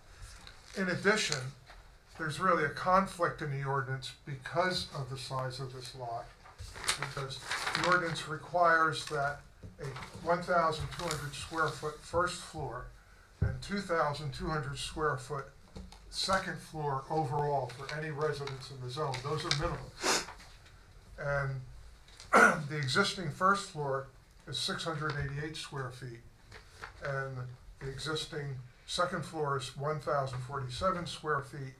They're proposing to expand the building where the first floor would be a little bit over the ordinance requirement, a minimum requirement of 1,373 square feet instead of 1,200, so it would comply with that, but it would be 1,578 square feet for the total, which again is still less than the ordinance requirement. Again, the ordinance requirement's based on a lot 4 times larger than this. And then you go down to building coverage, and the applicant's proposing a building coverage of 33%, where 22% of the buildable lot area is permitted. If he were to comply, reduce the size of the building to 22%, then he would need a variance for the minimum size of the building because it would be below. So there's a conflict there. He can't comply with both of those requirements. So I think what basically he's proposed is something that's somewhere in the middle. He has side yard setback variances, and they're, again, if you, to strictly comply with the ordinance, you could have a 2-foot wide building. So you really can't build anything on this site that would comply with the ordinance as far as side yard setbacks go. So it's a classic hardship. I don't have a significant problem with what he's proposing. The only thing I would say is that the lot does extend to the center line of Cold Indian Springs Road. The ordinance requires a 25-foot half width, which means he would be required to dedicate 25 feet from the center line to a new property line. And that reduces the size of the lot, which again changes the bulk requirements in terms of lot coverage, in particular. So, I mean, we just need those numbers. I don't think it changes the substance of the application at all, but we have another month now to look at this once we hear the applicant's case. But I think that the numbers that are provided by the applicant and by Mr. Orcolino, who's the applicant's architect, have to reflect that 25-foot dedication, and any approval should require that 25-foot dedication. So how did they get a lot that goes 25 feet into Cold Indian Springs? Do all the lots along there do that? No, but there was an application across the street from this where you can see from looking at their plans very clearly, the board required a 25-foot dedication from the center line. So basically, it's a little bit confusing, but basically what they're proposing to do, I think, makes sense given the small size of this lot. It's a unique lot in the area. Mr. Matlack? So my report indicates that the applicant should provide testimony about the increase in impervious surface, whether or not that will have any impact on neighboring properties. Again, this application does not exceed the maximum impervious coverage, and the project does disturb more than 200 square feet, which would require a grading plan, and that was just handed to me by Mr. Ercolino. So I can review that as a condition of the of any approval, and that's all that I have in my report. But I think, if I understand what you're saying, Jim, is now if we have 180, you told me how many square feet we have in the lot, we're going to have less square footage in the lot once the dedication, and you're looking for the numbers based upon the 25 feet by whatever it is, by 47 feet less. So those numbers are going to go up. So we don't even know the numbers. No, we don't know the numbers, but again, as far as the substance of the application, it doesn't change the substance or the impact of the application. It's just a matter of the mathematics. Okay. You would have to, if the board approves it, you'd have to have a deed. You have to have a deed drafted. I don't know. You're not using an attorney, but somebody has to draft a deed with a meets and bounds description of that 25 by 47 feet that's in the roadway. Okay. Mr. Giuseppe, can you tell us about your application? Sure. So we are looking, I put in this application, I purchased this house just about 5 years ago, and it's a small cottage, and I purchased it as it's classified as a 2-bedroom, 1 bath. The bathroom is in the bedroom. I have 3 children and a grandchild and another one on the way, so when the kids come and entertain, it's really a tight space. So I thought that maybe instead of doing this meeting in front of you, I would look and maybe get a house, maybe what I'm trying to do. And, of course, as you know, real estate here is very different. It's more expensive. And so I thought that this would be the best way to go to stay in the area. I moved here 5 years ago from Princeton. And I'm hoping that I can do this to make it more comfortable for myself and my family. Okay. And do you have experts with you? I have my architect who did all of the drawings that we presented to you. Okay. And do you mind saying your first and last name? Sure. Anthony Ercolino with Passman Ercolino Architects. And do you affirm to tell the truth, the whole truth? I do. Okay. You can tell us. Mr. Ercolino has testified before this board many times and is qualified as an expert in the field of architecture. I'm going to start by saying I didn't do the. And I think you have to go to the microphone. I'm going to start by saying I didn't do the drawings. Mr. Passman did, and he's away, and I'm covering for him. You can take it. That being said, I guess over the last couple of days, once I've gotten reports, I've been kind of scrambling a little bit, trying to get a few things together. I did do a grading plan to give to Mr. Matlock. So hopefully you can get a chance to review that. If he's got any issues, please let me know. I know when Don did his calculations, the lot is, 6,500 square feet and change, counting the area out into the street. Yeah, So- just Anthony, just so you know, he did his calculation based on approximately a 17-foot dedication. Yeah, there's on the survey, Yeah. there's a 16.5-foot right-of-way line. So Yeah. that's the line that he used, Yeah. and he came up with 55, 54. Yeah, something so like if that. when it's 25 feet, it'll be a Right. bit lower. So to the 25, it would end up being 5194.3 is what we'd be left with. And then I didn't redo the coverage calculations yet, but that's what the. We need that though. Yeah. We need the coverage calculation. You gonna Yeah. do that? He's gonna do that? Yeah, well, I'll have to redo them and Yeah. Get him to we'll do get that. there for sure. But the house itself.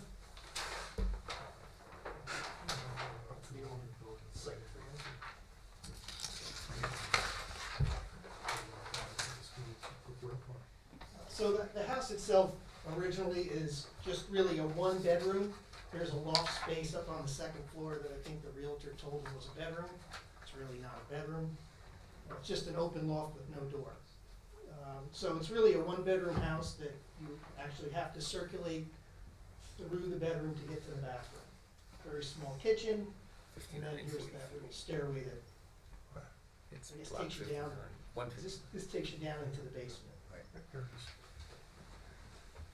And then this other stairway in the front, in the living room, takes you up to the loft.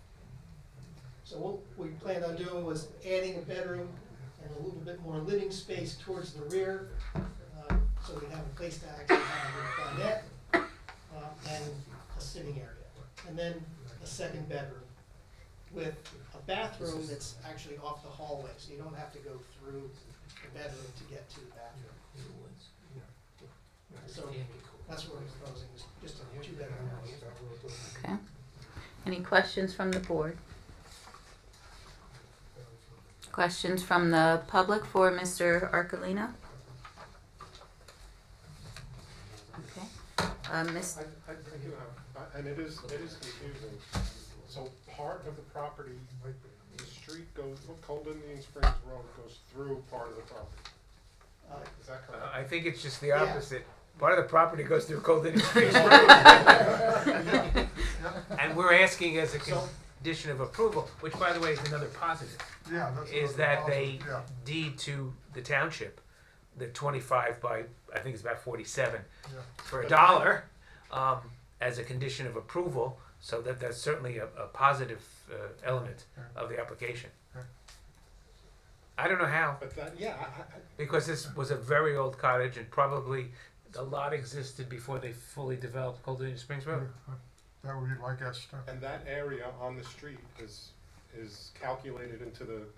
Right, but he's gonna recalculate it, so it's gonna be, the lot coverage will be substantially higher, the building coverage will be substantially higher. But what Jim, as I gathered, saying is, doesn't make any difference because you don't use that street, and the town gets an advantage by cleaning that area up, and he won't be able to put a toll bridge up. We can all pass. And he won't be liable if there's an accident there in his property. I mean, the applicant doesn't lose anything, and I think the town gains. If you feel the other reasons are warranted. Yeah, actually, the coverage calculations were done from the other right-of-way line that was shown on the survey. Well, the calculations in my report were done based on the overall, right out to the center line. Oh, the overall, okay. Yeah, You yeah. redid them. Yeah, I redid them. Different than what we have. Any other questions from board members? When is your partner coming back? I'm sorry? He's supposed to be back Tuesday, we'll see if that's. Okay, I'm calling. I'm gonna try to get the numbers so I can put it together for the board before I'm not here in January. Any other questions from board members? Okay, any questions from the public? Okay, motion to close the public hearing? Make a motion to close the public hearing. Clara?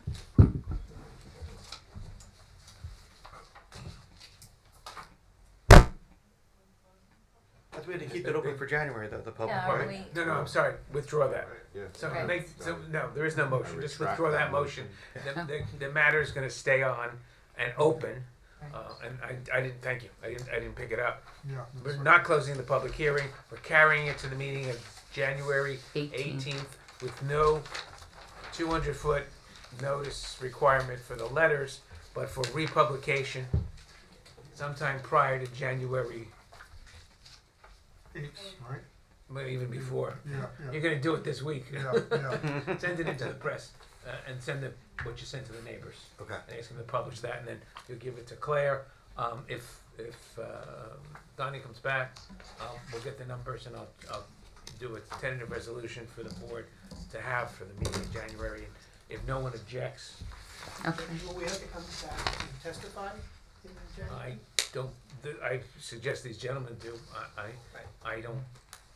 Because we can take questions I at that I time. can't tell you whether or not somebody's going to appear from the public and ask questions. Okay. So you have to just prepare it. Do you need it carried? January 18? Yeah. And we're traveling.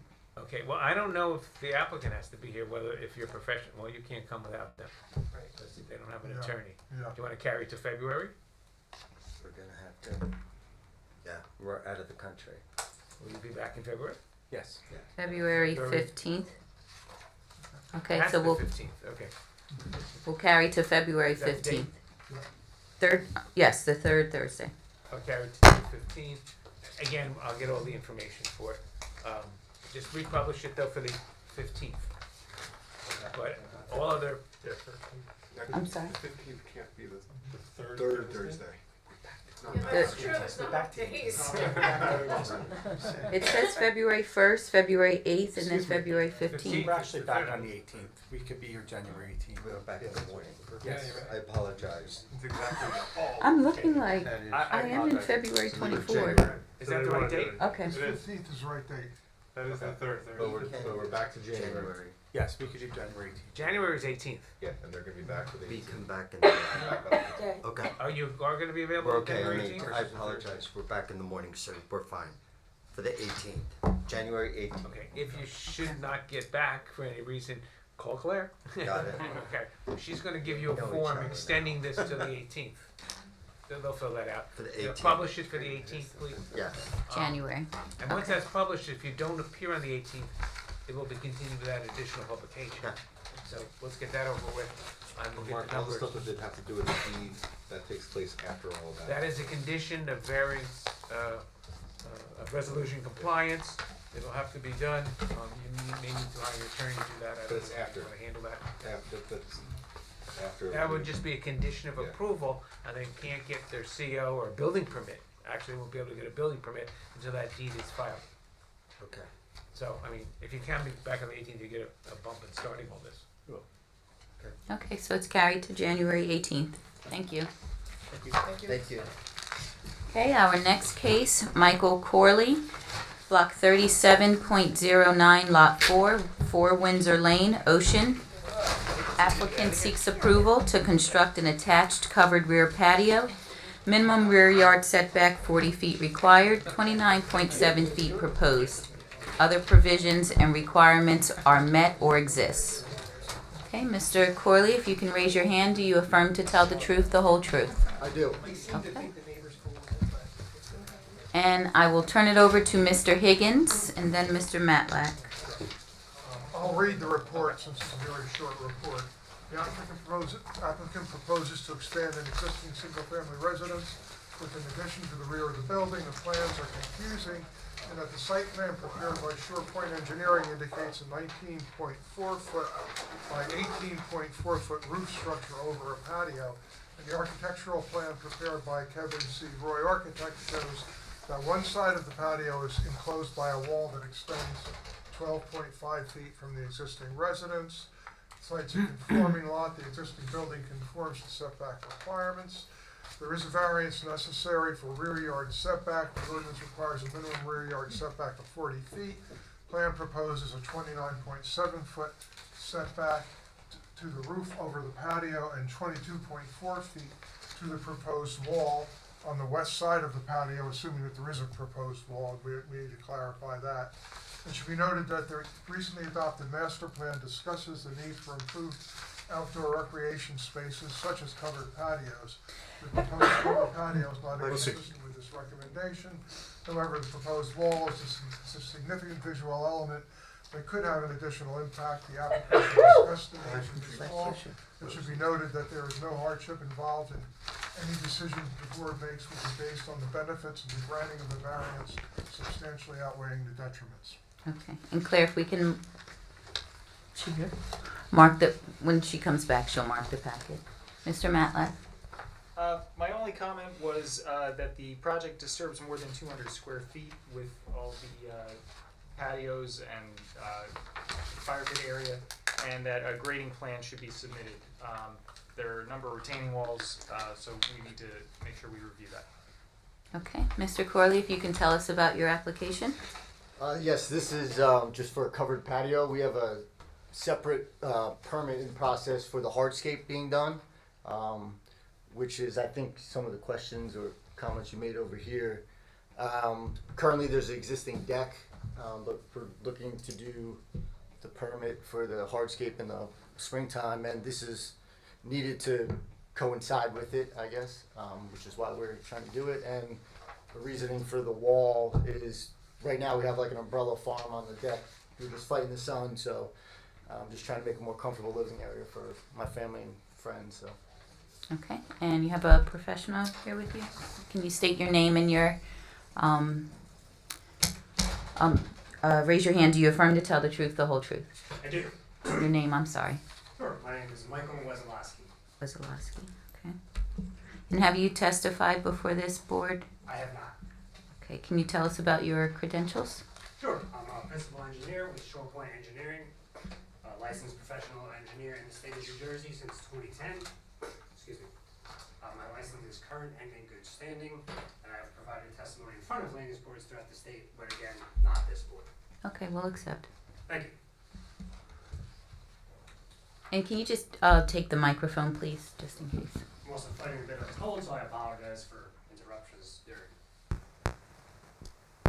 So the property before you this evening is known as Block 37.09, Lot 4, also known as 4 Windsor Lane. As you heard from Mr. Higgins, the application requests a rear yard setback variance for a proposed attached roof structure over a patio. We have here on the main board our variance plan that was submitted, if you prefer to mark that in as A1. And attached to that, which I have smaller handouts that I can pass out, is a rendering of the proposed improvements that we can designate as A2. I only printed 10, so I'll give 8 to the board, provide 2 for your professionals.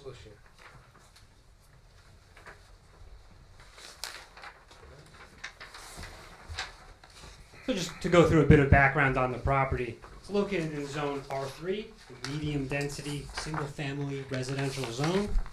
Has frontage along Windsor Lane to the north, and it's surrounded by additional single family homes on the remaining sides. Property is developed with a 2-story single family home and typical improvements that you would expect to see: driveway, several walkways, wooden deck in the rear, in-ground pool, surrounding patio, and a shed. The proposed improvements, as you heard the homeowner testify to, include a general patio area that you see here in the provided rendering. Specifically, those improvements would include paver, steps, patio, short retaining walls, an outdoor kitchen, fire pit, television on the mounted wall that Mr. Higgins spoke to, which I can get into a bit more detail on, decorative lighting, and landscaping. And those improvements are by right ordinance compliant and not directly the subject of the application tonight, but we felt it germane to present those to you and give you a full understanding of what's proposed. The variance for the rear yard setback is, here's your attached proposed roof overhang, call it what you will. The 40-foot rear yard setback is required, 29.7 feet is proposed. This structure will attach to the existing home. It's intended to cover dining area, couch area, for viewing of the proposed television.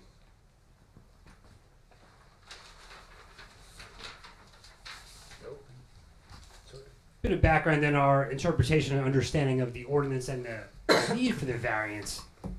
Ordinance section 21-25.2A2B discusses various accessory structures and their required setbacks. The proposed roof structure doesn't meet any of those listed classifications or thresholds, and therefore is required to meet the setback of the principal building, being that 40 feet.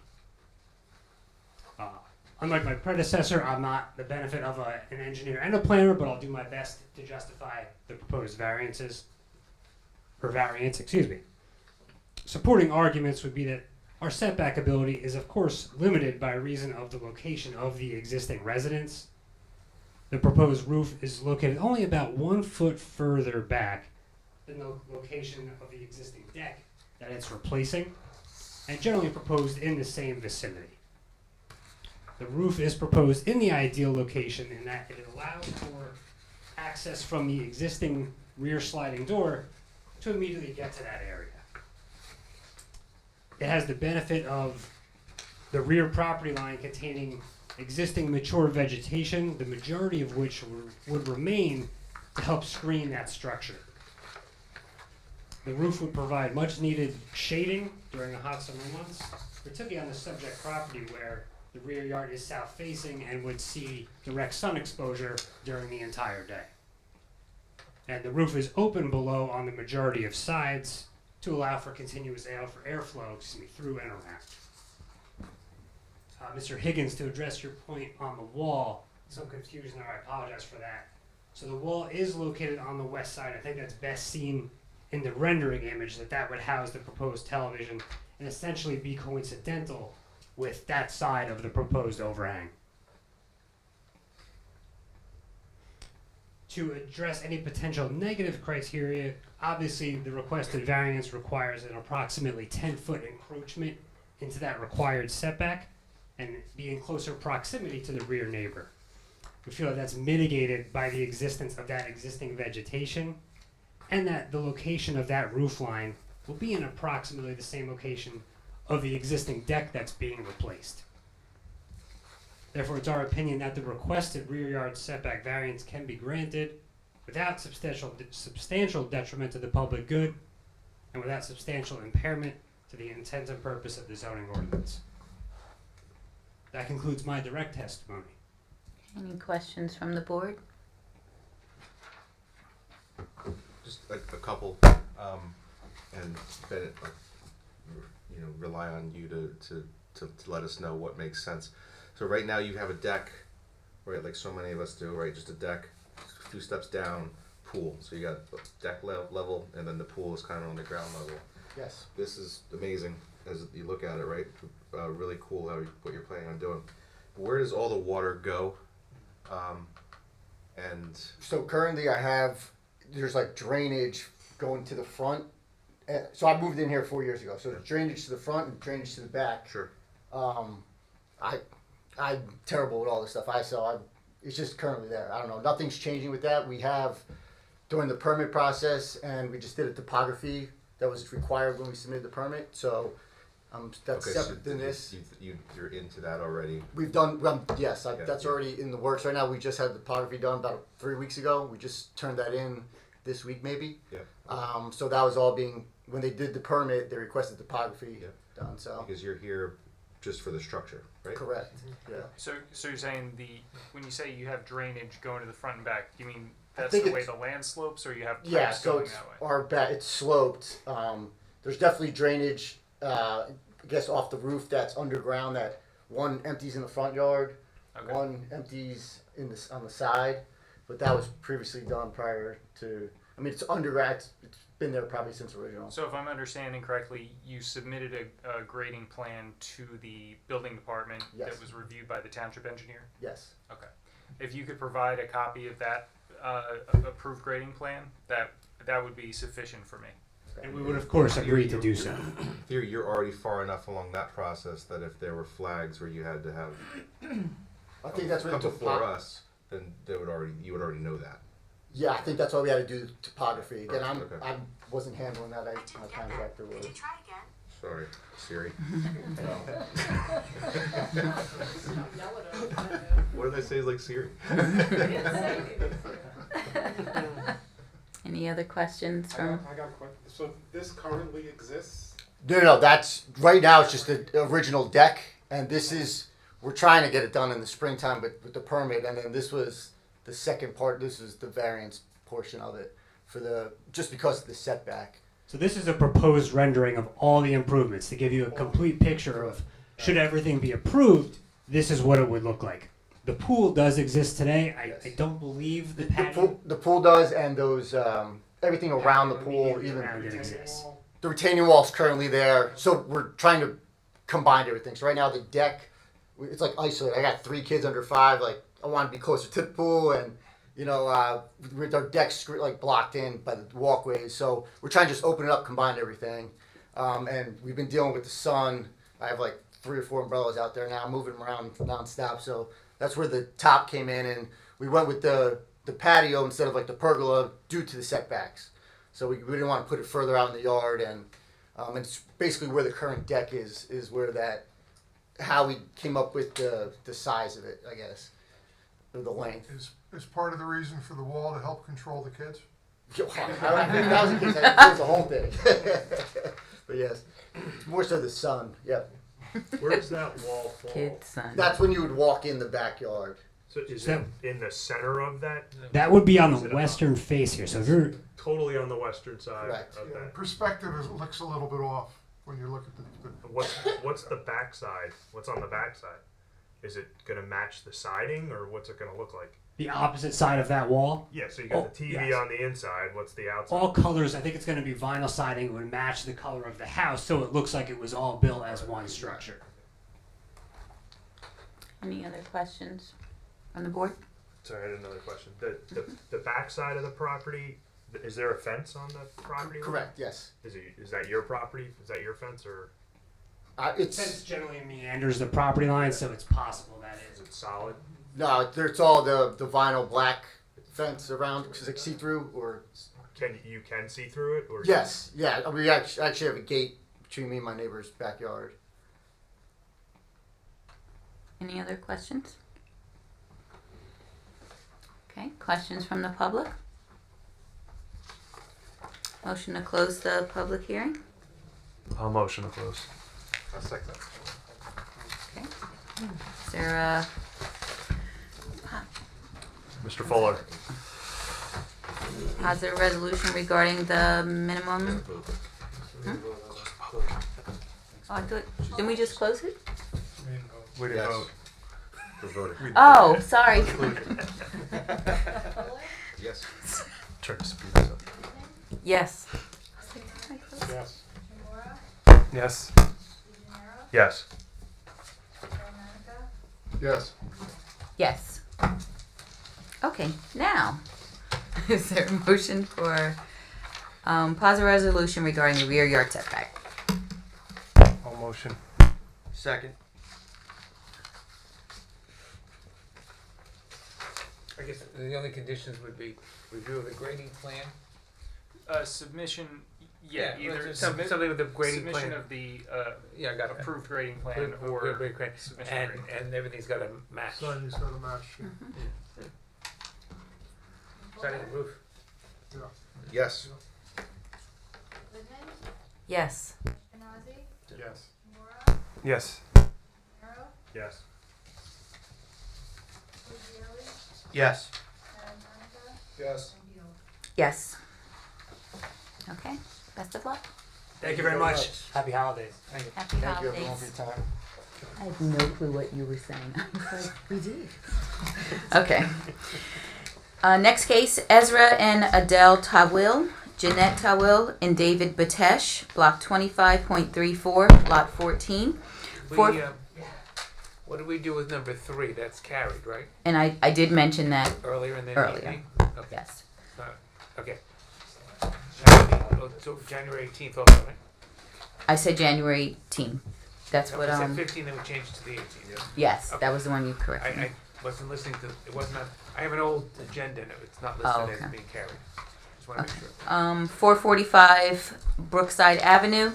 Applicant proposes to raise the existing dwelling and construct a 2-story addition with front and rear landings, install AC condensers, and relocate a shed within the designated 100-year floodplain.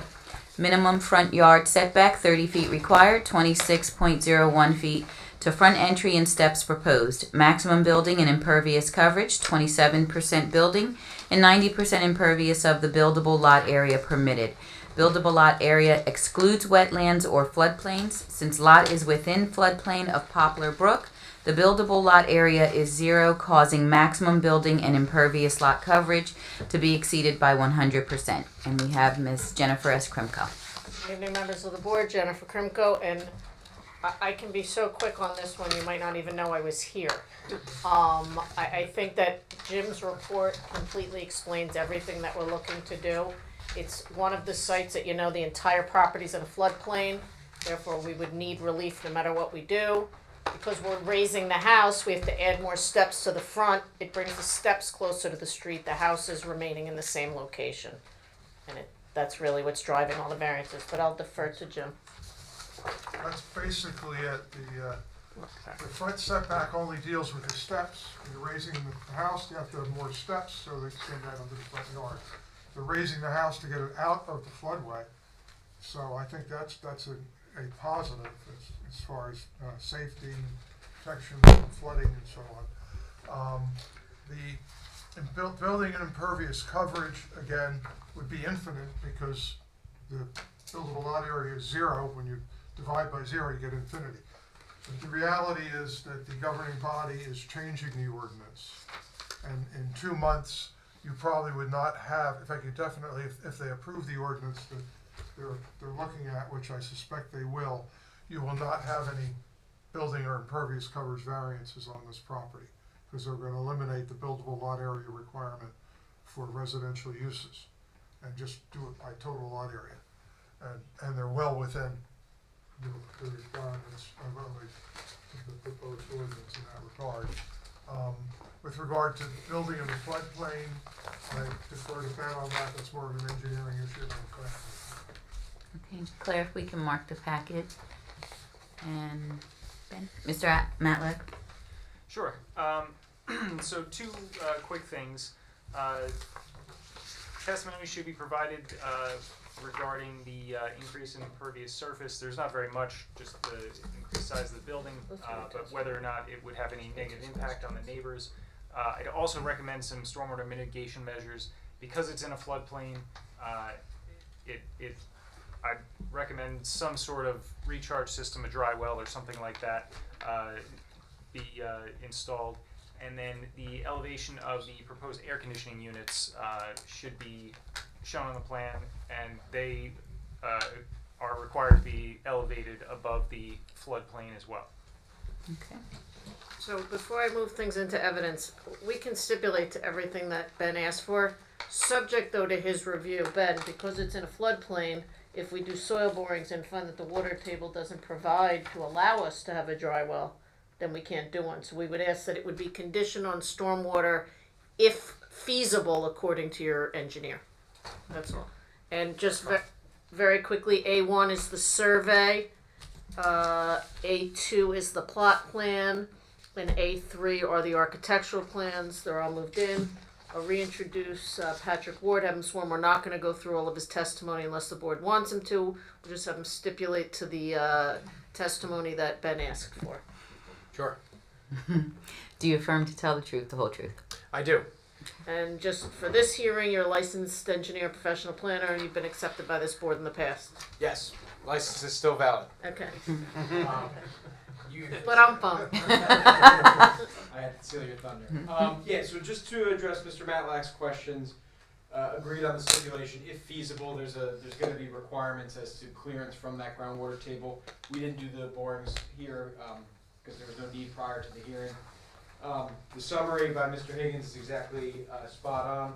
We will advise, or we will put on the plans the minimum elevation of the AC units. Just for background for the board, we received our DEP permits for this project for the improvements within a flood zone. So everything that you see on the plans has been approved by the state. So we're fully compliant in that regard.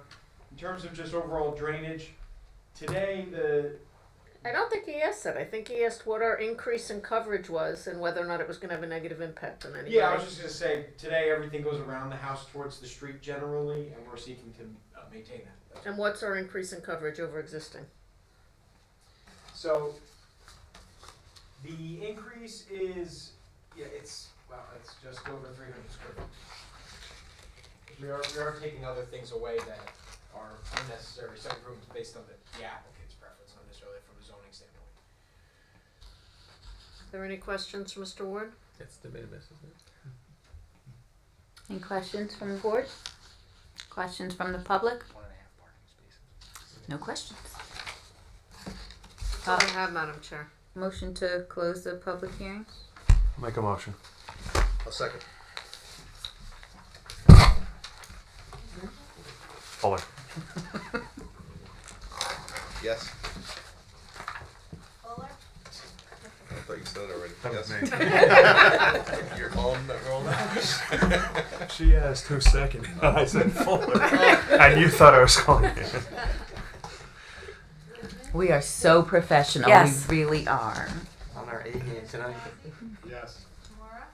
Yes. Yes. Yes. Yes. Yes. Okay. Positive resolution. I'll move for positive resolution. Second. Fuller? No. Yes. Yes. Yes. Yes. Yes.